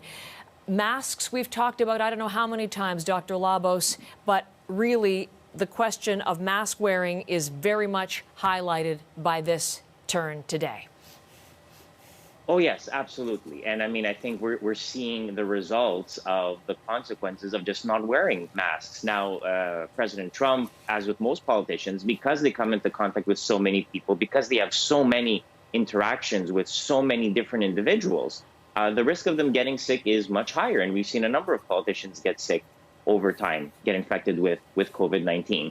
And so even though the risk of you catching the virus with any single interaction is low, if you repeat a small risk over and over and over again, that risk starts to add up. And I think we're seeing the consequences of that now. Dr. Labos, could you just hold on for just one moment, because there is a breaking development I want to bring forward right now. We've been talking this morning about how many hours into this story we still had not heard from Democratic presidential nominee Joe Biden. That has now changed. So, Dr. Labos, I'll be right back to you. Here is a tweet just coming out from Joe Biden. Jill and I send our thoughts to President Trump and First Lady Melania Trump for a swift recovery. We will continue to pray for the health and safety of the president and his family. So there, just out, the first response from Joe Biden, the former vice president. The question, of course, what does this do to the campaign? It seems to have upended it. What is the future of the debates? 2 more yet to go. Certainly for the next 2 weeks, the president will not be able to campaign. He's going to be quarantined at the White House. So what does this do to the issues and to the campaign and the election to come in just over 1 month? All right, Dr. Labos, excuse the interruption. I just wanted to make sure we had that breaking news. When we talk about, as we have over these many weeks and months, we look at where COVID-19 hits hardest, and we know there are certain risk factors attached to it. So, with Donald Trump now diagnosed, what are the risks that he faces? Well, they're certainly higher. Just just by virtue of his age, he's in a higher risk category, and of course, he has a number of other risk factors, as you pointed out. Being overweight, that certainly doesn't help matters either. That is another risk factor that's been reported in quite a few studies. So he's certainly at higher risk. Now, the probability is that he will recover from this virus, as most people recover. But just because you don't die of the virus doesn't mean you're not going to have long-term consequences. So the recovery time might be longer than it would be for an otherwise young, healthy person. And so, yes, in 2 weeks, he may be able to go out and he no longer needs to be in quarantine as per current guidelines. But, if he's still having persistent symptoms, that may certainly affect his ability to run his campaign. And of course, that assumes that he's going to recover in 2 weeks. Some people take many weeks, if not months, to recover, and they still have persistent symptoms. So I think there's a lot of unknowns that are still in this. And while, again, statistically, the most likely outcome is that he will have a mild infection and recover, he has a number of risk factors that make that maybe a little bit less likely than if he were a younger individual that had no underlying health conditions. Definitely something to keep in mind, and definitely with implications for the leadership of the United States. We don't know, Dr. Labos, whether he's symptomatic at this point. We haven't had that information from the White House, and the whole question of just how much transparency there will be surrounding the president's condition is a real question at this time. One of the big questions, though, is the timeline of all of this. As the saying goes, what did he know and when did he know it? He still carried on campaigning. We know he didn't get back to the White House until yesterday afternoon. So at this point, what would you be looking at in terms of when he was confirmed positive, how far back, and all of the people that might have been in his circle and area of contacts? What would be a priority in terms of tracing and looking for how much this might have spread already? Well, I think this situation just highlights how difficult contact tracing actually is. You ideally want to test everybody that he's come into contact with, and of course give priority to the people that he's had longer, more sustained contact with. So, again, someone that you interact with for 2 seconds, that you say hello to, probably is not going to be the person that you transmit the virus to, but somebody that you spend hours with on multiple days, that's a higher risk. So most people who get infected from household contacts. That's sort of the first priority. And then the people who work with him regularly. So his aide, who also tested positive, all the people who are on his staff who see him throughout the day, those are also high priority. So you really want to cast as wide a net as possible and sort of spiral outwards and find the people closest to him and then keep moving outwards to further and further capture all the people that he interacts with. And of course, you can never catch everyone, but you want to test as many people as possible, because the sooner you can identify positive cases, the sooner you can have them isolate and then prevent them from spreading the virus to others. He was speaking at a fundraiser from a distance, saying the end is near to all of this, believing that there's going to be an end to the pandemic very imminently. And now, of course, this has come very close to home at the White House with the president's diagnosis. Dr. Labos, thank you, as always, for joining us this morning.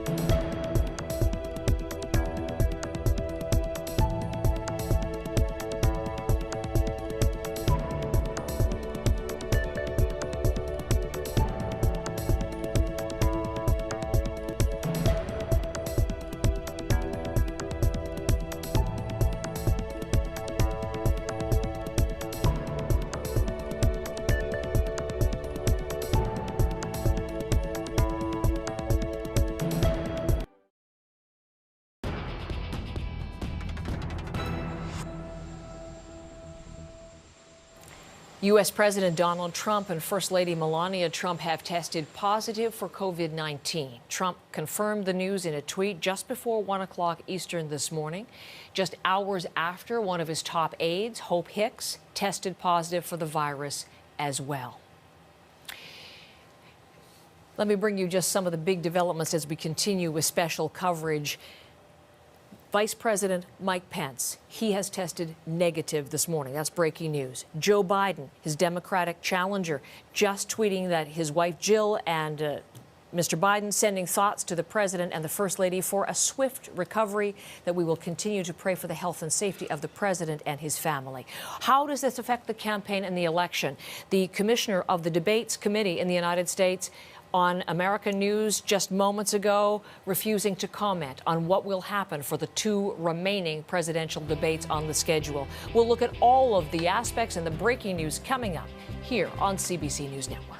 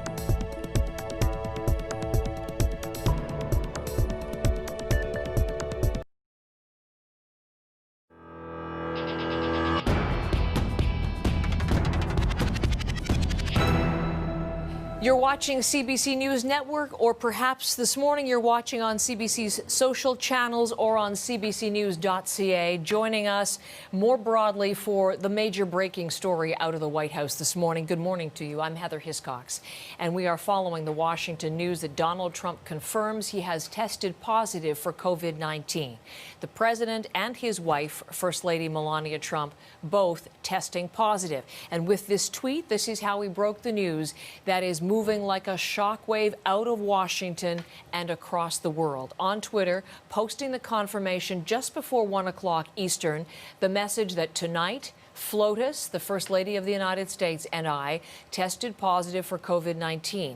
We will begin our quarantine and recovery process immediately. We will get through this together. The First Lady, her tweet mentioning that they are both feeling relatively well. About 3 hours before he tweeted the word that he has tested positive, Donald Trump spoke on Fox News about having to get tested. I just went out with a test. I'll see what, because we spent a lot of time, and the First Lady just went out with a test also. So whether we quarantine or whether we have it, I don't know. It's very hard when you're with soldiers, when you're with airmen, you're with the Marines, and and the police officers. I'm with them so much, and when they come over to you, it's very hard to say, "Stay back, stay back." It's a tough kind of a situation. It's a terrible thing. So I just went for a test, and we'll see what happens. I mean, who knows? We now know he is positive as a result of that test. Some of the latest developments: Vice President Mike Pence, he and his wife Karen have both been tested, and his press secretary says both are negative for COVID-19.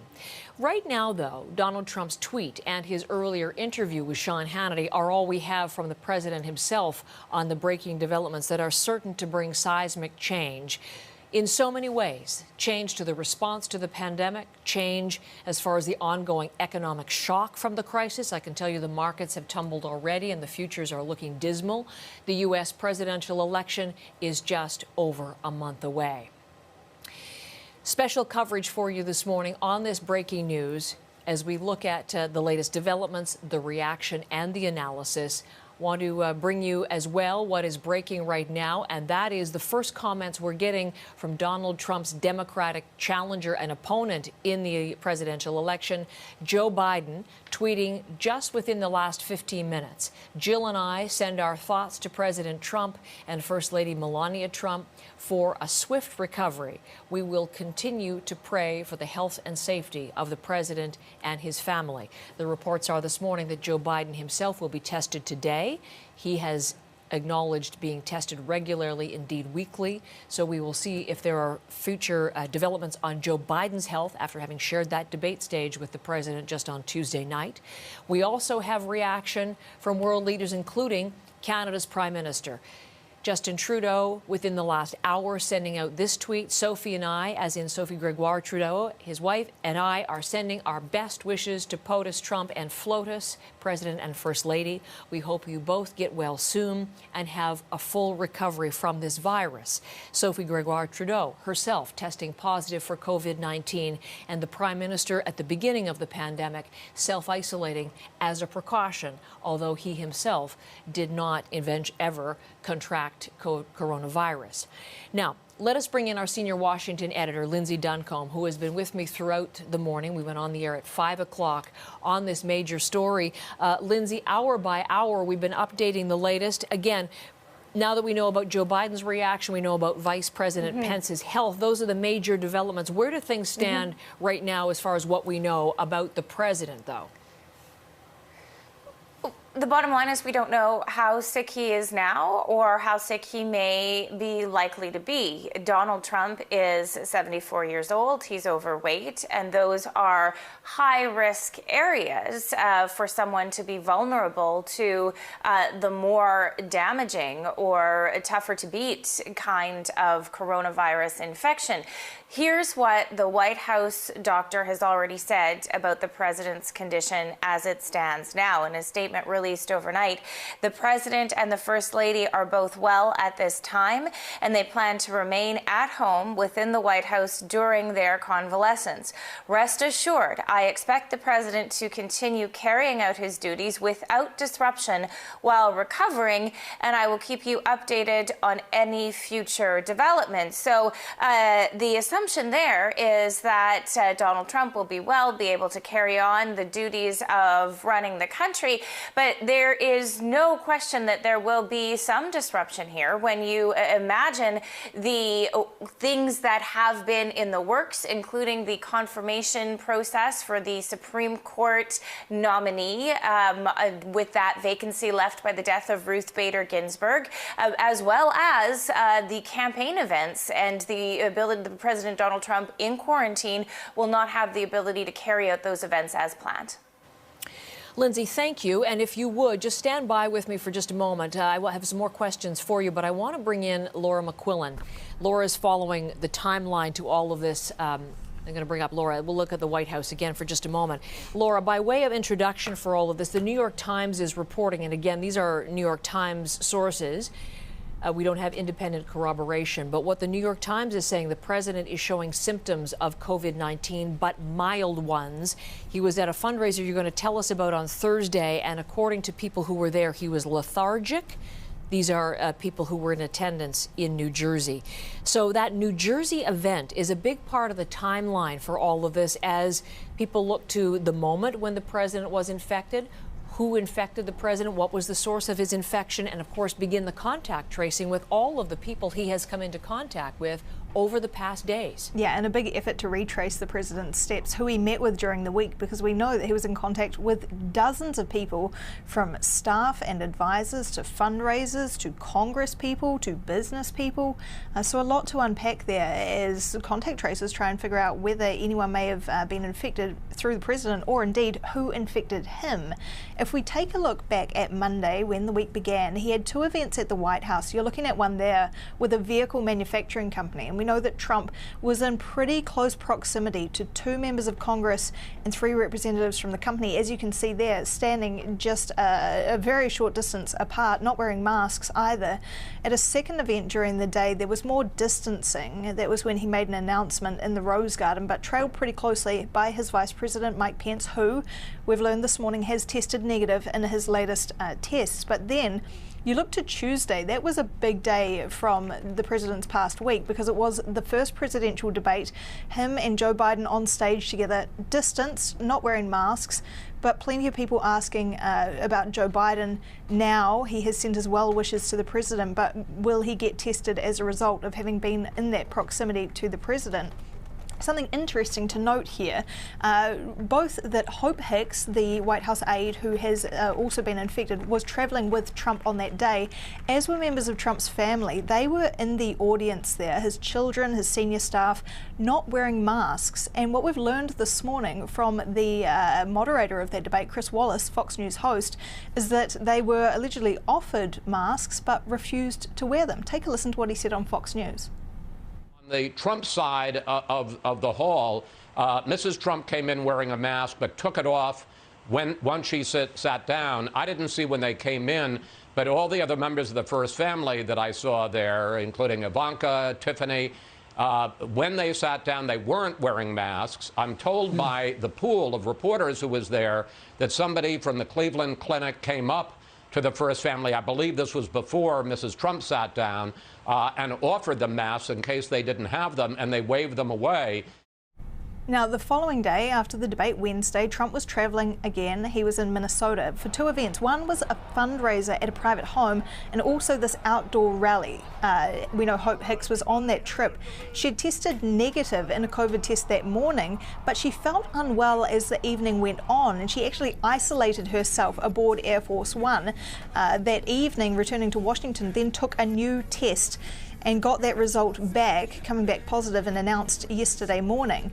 Now, we know the White House knew of that result yesterday morning. We don't know if Trump knew about it himself, because he continued travelling. He went to his Bedminster resort in New Jersey for another fundraiser.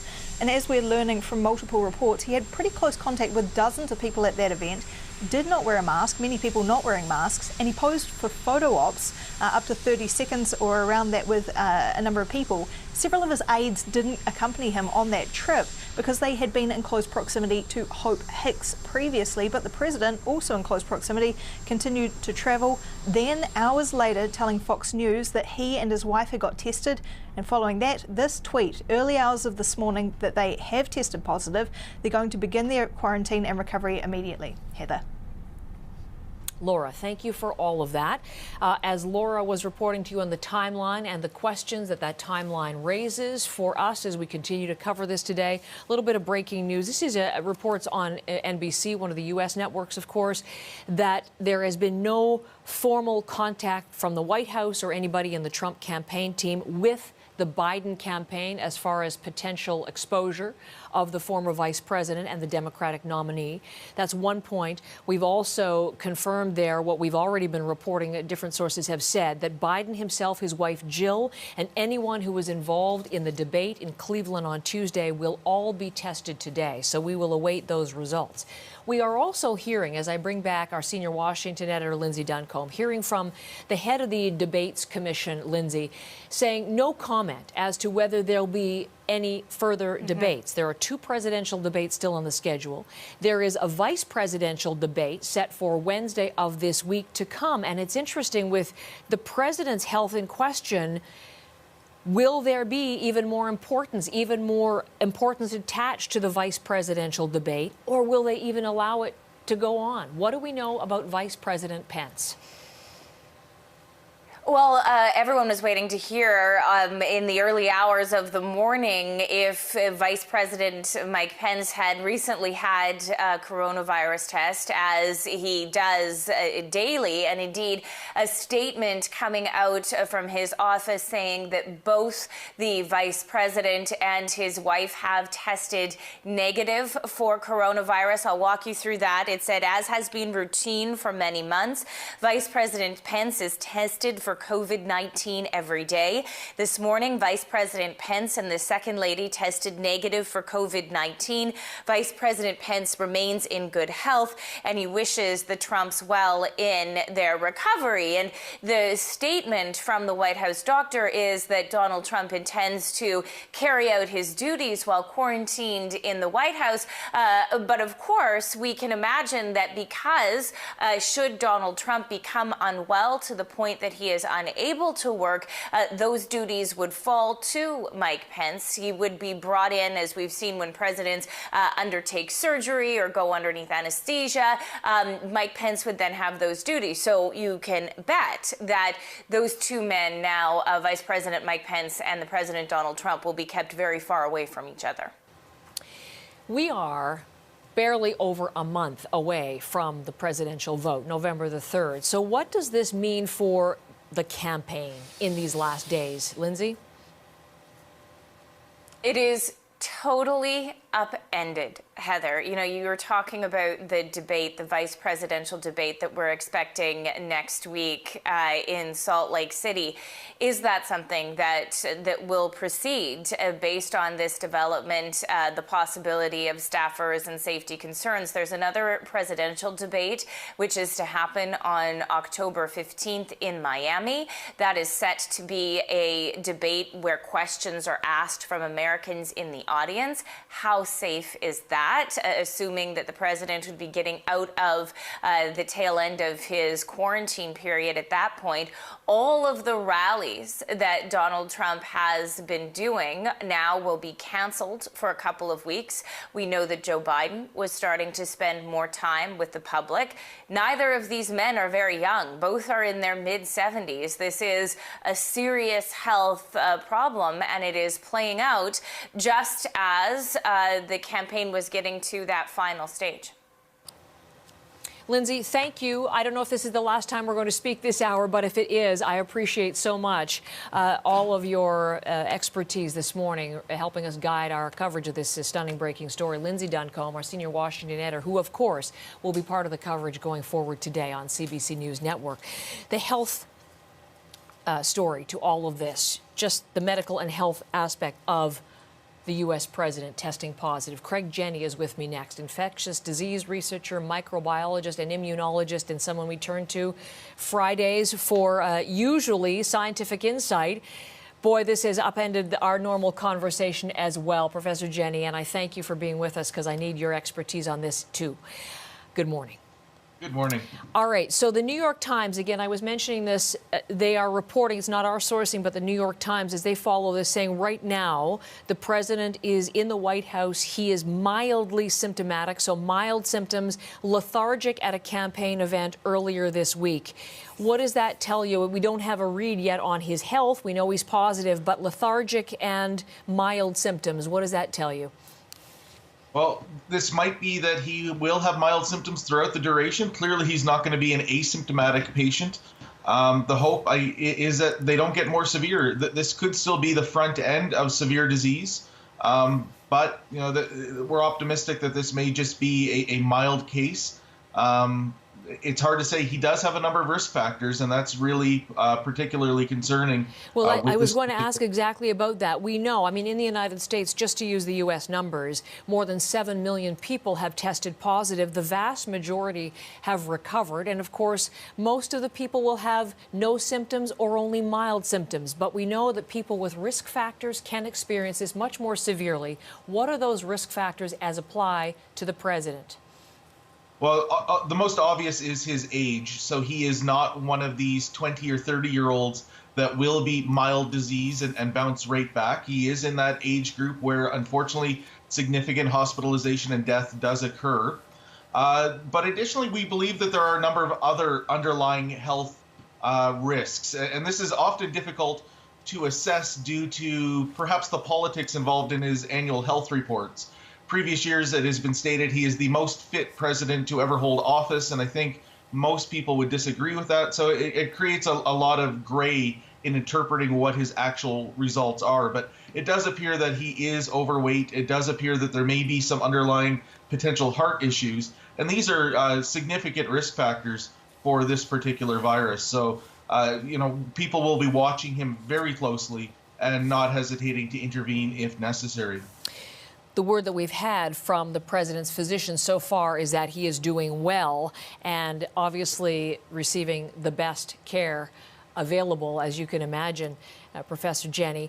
Those are his risks, or the risks to his health. Let us look to the risks to others. On Tuesday of this week, he shared a stage in Cleveland, Ohio, with Joe Biden. They took some measures. They didn't shake hands at the beginning of that debate, for example. They didn't wear masks, but their podiums were spaced widely apart. In terms of potential risks to Biden, how do you see it? I believe his risk has gone up significantly in the last 24 hours. So perhaps they didn't directly have contact, but you have to imagine the number of people working at the venue. Even if they're wearing masks, are they wearing masks 100% of the time? Were there common waiting areas or holding areas for people, shared facilities at all? So I would imagine that this is now considered a reasonable contact with a positive case, and I think they will be closely monitoring the former vice president for any sign of illness, as well as conducting a series of tests over the next couple of days to see if he was exposed. Yes, we know, understood that, according to NBC reporting, he will be tested today, along with his wife and anybody from his team who were in attendance at the debate on Tuesday. Something else, I'm wondering, just to help us understand, we're going to look at some images of the president's campaign stop earlier in the week in Minnesota. He walked in, he threw a couple of hats to people in the crowd. He was at other fundraisers as well. His former campaign manager has said that one of the fundraisers, everyone was apart, even though they took pictures with the president. They were at least 6 feet or 2 meters apart, so there was no direct interaction. But out of an abundance of caution, everyone will be self-isolating. So that's at a private fundraiser. But what about risks to people like these that we're looking at, Professor Jenny, who were at this huge rally in the middle of the week? Yeah, the individual risk of the general public may be fairly low. I'm sure even beyond COVID, people such as the Secret Service will be limiting close contact between the general public and the president. But if we watch just standard video of President Trump, he is basically a walking textbook of what not to do. the refusal to wear masks, the mocking of other people who do wear masks. We have seen coronavirus events or press conferences at the White House where there are dozens and dozens of people with limited, if no, social distancing after the event. So these are viral hotspots. We've been concerned about super spreader events. We saw earlier in the year rallies in Tulsa, Oklahoma, leading to, unfortunately, the death of people associated with the campaign. So this is really the wrong way to be conducting politics during a pandemic. I really appreciate your being with us as always, but maybe especially today. Craig Jenne, professor in Calgary, thank you so much for helping us understand that. Looking at the risks, now let's get to the reaction. A number of tweets just in the last couple of moments. Kamala Harris, who is Joe Biden's running mate for president, she has just tweeted this: Doug and I join Joe Biden and Dr. Biden in wishing President Trump and the First Lady a full and speedy recovery. We're keeping them and the entire Trump family in our thoughts. Of course, the question, does the vice presidential debate go ahead? It's set for next Wednesday, or does it take on even an amplified importance in terms of who else is on the ticket with the presidential nominees? Here is Canada's Prime Minister, Sophie, and I sending our best wishes to President Trump and the First Lady. We hope you both get well soon and have a full recovery from this virus. Sophie Gregoire Trudeau herself diagnosed with COVID-19 at the beginning of the pandemic. And also we just got from the Conservative leader Aaron O'Toole, he himself and his wife diagnosed with COVID-19. He's just this week returned to Parliament Hill. Here is his tweet just moments ago. Rebecca and I know firsthand the challenges of COVID-19 and wish the President and First Lady a speedy recovery. Ongoing coverage of President Donald Trump and the First Lady, both positive for COVID-19. You are watching CBC News Network.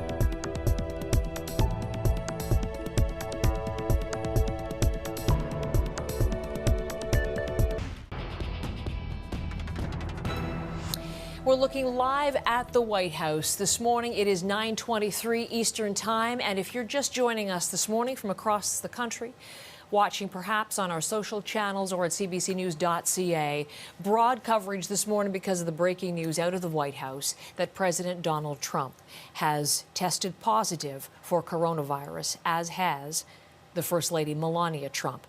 And we can tell you as well, the Vice President has tested negative. Democratic presidential candidate Joe Biden will be tested today, but he has not, based on a number of reports, received any notification from the Trump camp or from the White House administration indicating an exposure to the president. I believe we're just also getting some word from Nancy Pelosi. She has been in contact by the White House about the continuity of government. This is all part of the potential political implications of all of this. The president, and then it would be the vice president who would assume responsibility if the president was incapacitated and unable to fulfill his responsibilities. And then third in line in that very prescribed succession, House Speaker Nancy Pelosi, obviously looking to her place in all of this, ensuring that she herself is well and healthy. So that's a part of the story that we'll be watching today as well. Want to bring you some reaction to all of this. The British Prime Minister Boris Johnson, he himself dealt with COVID-19, was in the intensive care unit of the hospital in London for a period of time and on a ventilator. No, not on a ventilator, receiving, not on a ventilator, but receiving respiratory support. He has been among the first world leaders to send best wishes to the Trumps. Here is Boris Johnson. Well, obviously, I think we all want to send our best wishes to the President and the First Lady, and I've done that this morning, as you can imagine. And I'm sure that they'll both stage a very strong recovery. Boris Johnson, the first world leader to test positive for COVID-19. He was affected back in March, and as I said, hospitalized with serious complications. He made a full recovery, and his approach to COVID-19, as many would say, they talk of him now as Dominic Velitis was telling us, Boris 2.0, because he did not react strongly to COVID-19 initially. His policies and his stance on the virus have changed dramatically since he himself was infected. Let's bring you some other international reaction as we look at the White House. Let's take a look at Israel's Prime Minister, Benjamin Netanyahu. Here is his reaction. Like millions of Israelis, Sarah and I are thinking of President Donald Trump and First Lady Melania Trump and wish our friends a full and speedy recovery. And also reaction from the head of the World Health Organization, that's Dr. Tedros. You'll remember a fractious relationship between the United States and the WHO. Donald Trump very critical of the WHO response to the pandemic and pulling money from the WHO in terms of its response and its effort to find a vaccine. Here is Dr. Tedros as he writes, "My best wishes to President Trump and the First Lady for a full and speedy recovery." So there you see some of the reaction internationally to the confirmation at just about 1 o'clock this morning, just before 1, from the U.S. President that he has tested positive for COVID-19. Dina Bass-Williams is next with us this morning, a Republican strategist, a Trump supporter, the co-founder of Bass Public Affairs. She's in Upper Marlboro in Maryland. I'm so delighted to meet you, Ms. Williams. Thank you very much for being our guest as part of the special coverage. Thank you for having me this morning. Well, I'm very much interested, number one, in your reaction. I'm not sure how did you and when did you learn the news, and what were you immediately thinking? You know, I went to bed last night. My sister and business partner did text me that the president and first lady were being tested for COVID because of Hope Hicks, who obviously is close to the president. I woke up this morning, like you wake up very early. So I got up this morning at about 3:30, 4 o'clock to the news on social media.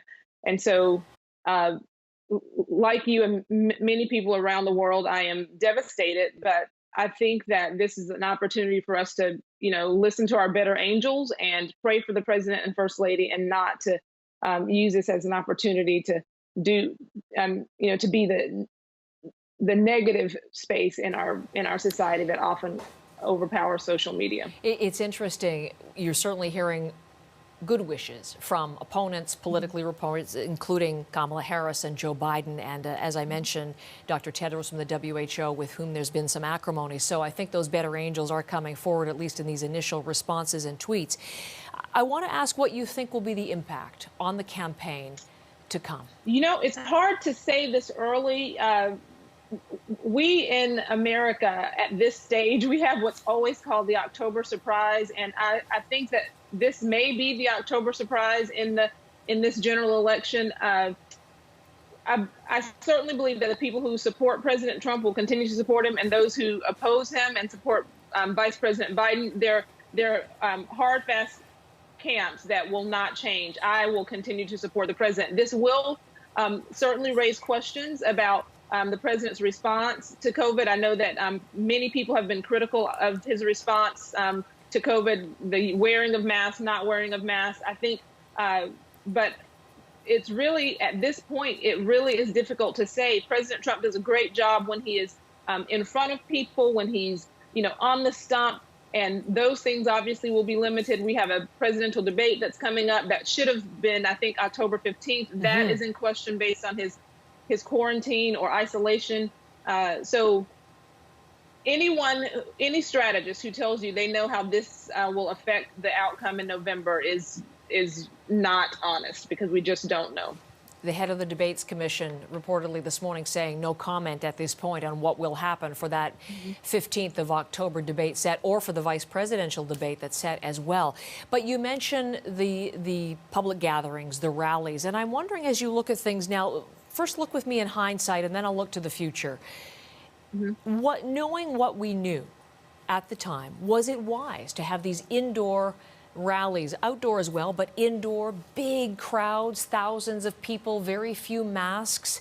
In hindsight, what are your thoughts on rallies? You know, I think that some of those rallies began to change the way they did the rallies. My family, because we have people who have high risk, with different health issues, we have always chosen not to attend. We made the personal decision not to attend large rallies. We've made the personal family decision to wear masks. It's annoying, but wherever we go, we have multiple masks in the car and our purses everywhere. We have made the decision, and as many Americans have made their own decisions to respond to how to social distance, And so I think that's the American spirit, that's the American way. And I think that people in large part have been comfortable with the president's willingness to give governors in our country their rightful responsibility to make those decisions in their states. And I think, again, it's a decision that people have made in their own homes. And what about in your own home? Can you just, I'm interested, we're intrigued in Canada because our response here has been very different to the pandemic than yours has been at a national level in the United States. And you're a Trump supporter and Republican strategist. So I'm interested, this has been one of the main issues. It is likely to be now the main issue heading into the election. But from your personal standpoint, have you been comfortable with how the president has dealt with coronavirus? I have been. And I think when you look from the very beginning, when he began to restrict travel to China, at that time, the Democrats in this country certainly saw that as in some ways, they saw it as xenophobic and racist for him to do that. They were more focused on impeachment. I think that the president has done what is best to preserve lives and livelihoods.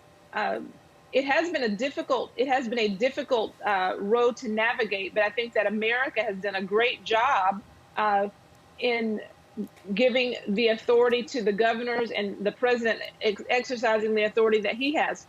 Over 200,000 people in our country have died from this virus, and I think that if you are really, really honest, and if you really examine what's happened across the country in the West Coast, up in New York, if you examine what's happened in the response from the governors in those states and the response from the president, I don't think that you can honestly lay all of those deaths at the president's feet. That's so interesting. That is, I guess, what the American voter will decide, because there are certainly people who say that the United States having the greatest number of deaths in the world is a direct result of the president's inaction on this file. And it'll be interesting to see, Dina. I really appreciate your time today, whether or not his messaging is different as a result of contracting this himself. Thank you so much. Dina Bass-Williams, Republican strategist and Trump supporter from Maryland, with us this morning. Again, looking live at the White House. I just want to bring you a couple of breaking details. I was mentioning U.S. House Speaker Nancy Pelosi. Just want to be clear, the wires have just corrected an earlier statement. In a breaking news story, sometimes, as you know, the facts can change slightly. Initially, the reports were that she had been contacted by the White House. That is not the case. What Nancy Pelosi is now saying is that the succession plan is in place, should there be a need, of course, for any sort of consideration if the president is no longer able to assume his responsibility. Not been contacted about the continuity of government, but the plan is in place. Nancy Pelosi herself has not yet been tested, but she says she is not going. Oh, sorry, she has. I'm sorry, she has been tested. She does not yet have the results. So again, she has not been contacted by the White House, but the plan is in place. She has not got results yet for the tests that she has had already this morning. Stay with us for breaking news here on CBC News Network.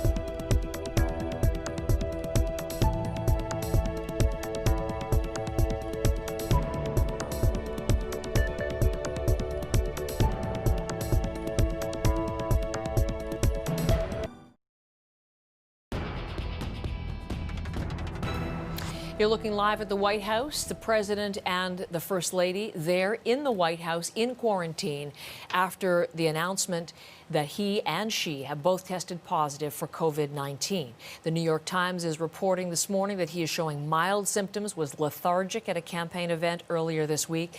But breaking news that the president's daughter, Ivanka, and her husband, Jared Kushner, very close to the president, they have both tested negative, as has Vice President Mike Pence, Secretary of State Mike Pompeo, Treasury Secretary Steve Mnuchin, and for the Democratic side of things, Joe Biden, of course, his health very much in question. He and his wife and everyone who was there in Cleveland for the debate on Tuesday, they will be tested today.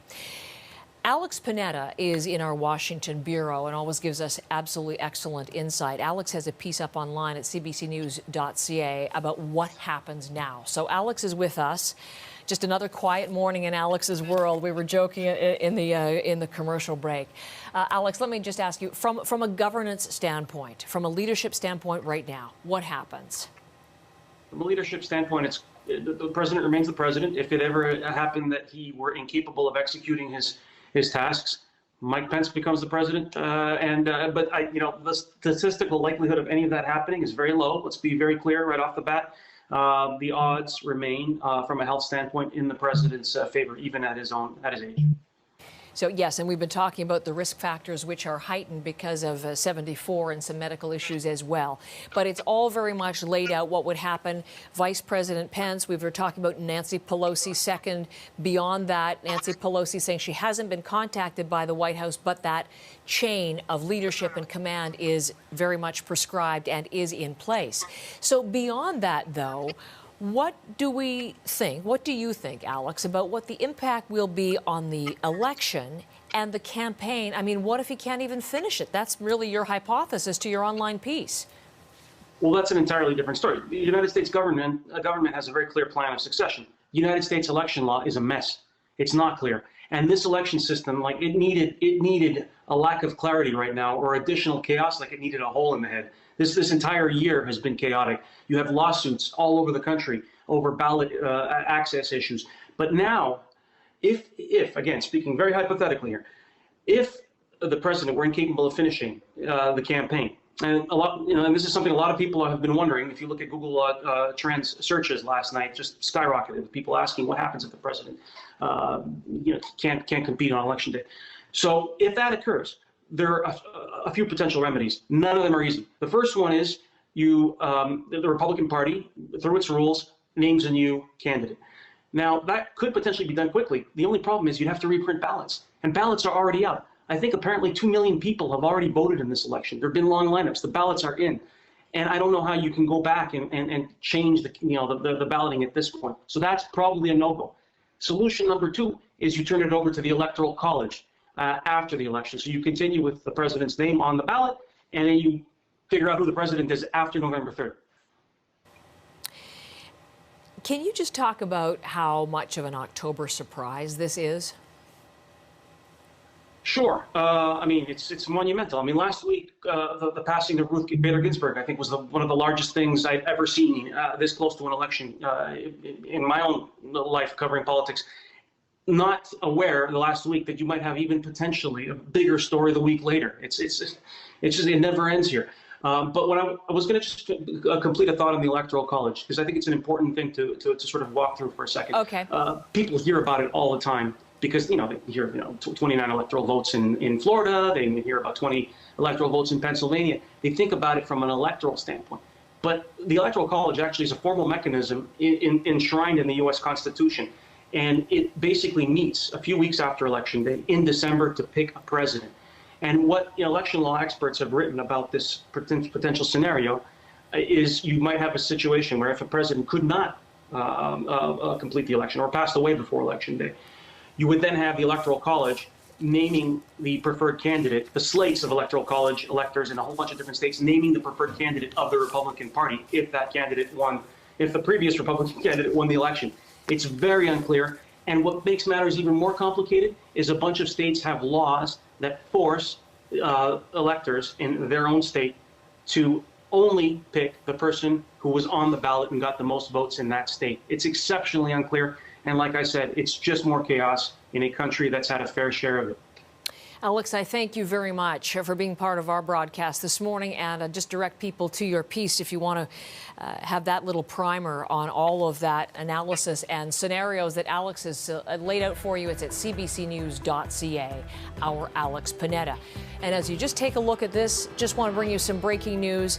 I mentioned Ivanka and Jared. They have tested negative just now. The chairwoman of the Republican National Committee, Ronna McDaniel, she is positive, according to an aide. It's unclear if she was with Donald Trump at the debate in Cleveland. She says apparently there are reports that she hasn't been with Trump since last Friday, but now the head of the RNC also positive. Our coverage continues on CBC News Network.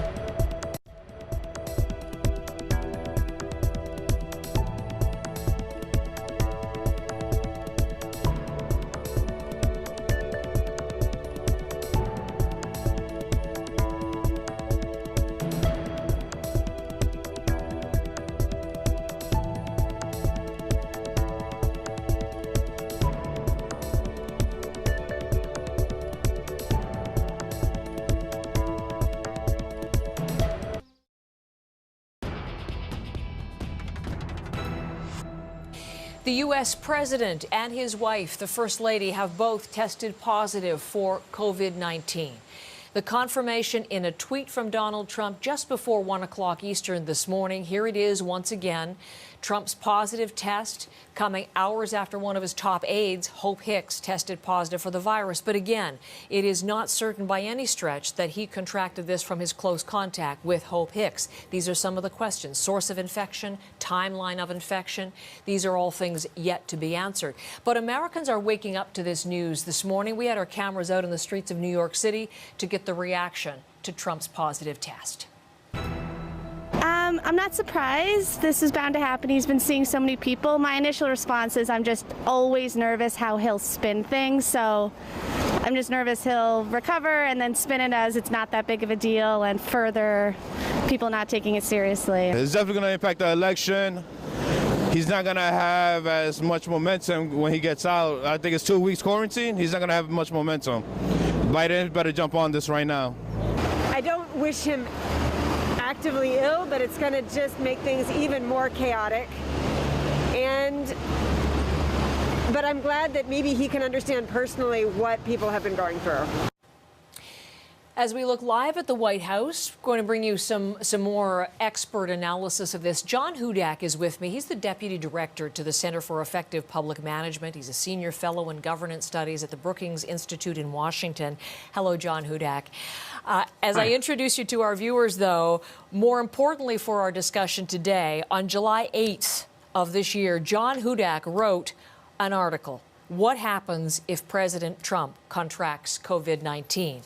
Most prescient. You were looking at hypothetical situations, John, that have now become very real. What is your reaction to this overall?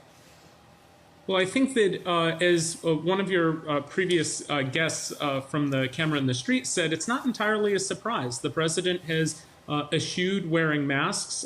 He has not really embraced social distancing. And of course, the president is surrounded by a lot of people by the nature of his work, and he's traveling a lot. And so it's not particularly surprising that during a pandemic, given that he's thrown caution to the wind, that ultimately his staffers and now he and his wife have contracted it. One of the lines from your article, and I want to delve into some of the things you point out so clearly for us in Canada, notably understanding how the system works, but one of the things you begin with is a positive COVID-19 test in itself is not a cause for emergency action. Not a cause for emergency action. Can you explain that? Sure. A lot of Americans, a lot of Canadians, a lot of people around the world have contracted COVID and either been asymptomatic or minimally symptomatic. And so long as the president can continue to fulfill the duties of his office, there's no reason to take any type of emergency action. Now, there is an important step to take in terms of preparedness. That is, to make sure that the vice president is ready to take over if necessary and to ensure the safety and health of the line of succession. But simply a positive COVID test does not mean that something dramatic is going to change in American government. You mentioned the succession, and we've been talking about that this morning. So it would be the president, the vice president, who thus far has tested negative, and then House Speaker Nancy Pelosi, who just this morning, John was indicating she has been tested but is awaiting her results. But what do you think is going on right now in terms of planning at the constitutional level, protecting these key people should they be called on? You know, one of the unfortunate realities of the modern world is that we need to be ready at a moment's notice to enact lines of succession. It's true in the United States, it's true in Canada, and it's true around the world. And so White Houses, the Pentagon, and others have in place scenarios for when these things could happen, and they practice them, actually. They practice what is to happen if the president were to die, or become incapacitated, the president and the vice president, et cetera. And so there is a robust plan in place to take care of the continuity of government if necessary. Now, the reality of dealing with that is much more difficult, and I think it can become emotional for some people in that process. But the government is ready to continue, regardless of what happens to individuals. John, I want to thank you. We're a little bit short of time just because of all of the breaking details, but I will direct people to the piece you wrote at brookings.edu, a blog from back in July. As you look to the situation, the contingencies in place for a president should he become seriously ill, and so many important points like that he continued to communicate with the American public. We will see what degree of transparency we get from this White House. John, I thank you very much. Hopefully we'll speak again on this in the very near future. John Hudak with us from the Brookings Institute. And as we conclude our broadcast this morning, of course, Michael Serapio is in next, and he will continue with special coverage on CBC News Network, on our social channels as well, cbcnews.ca.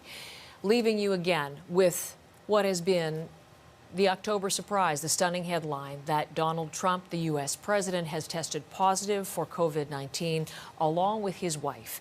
And he is now, according to his own physician, doing well in quarantine at the White House, where he will be for the next 2 weeks. We will see the impact on the election campaign, what happens to his schedule, and what happens to all of the key events yet to come, including the debate set for October the 15th. Of course, the ramifications of this are extensive. We will await test results from Joe Biden today, Nancy Pelosi today. Vice President Mike Pence is negative already.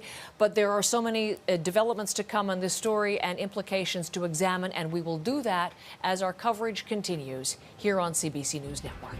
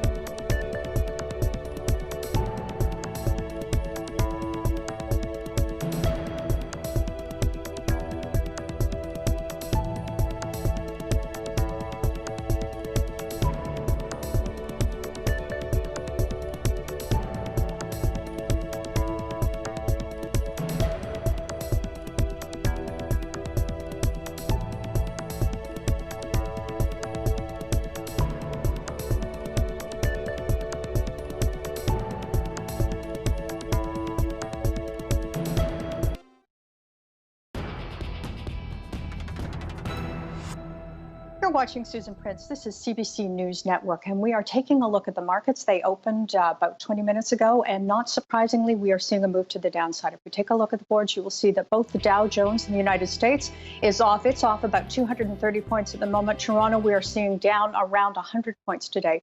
This lower market doesn't come as a surprise. We're seeing three events ahead of the market open that were really set to drive the market lower.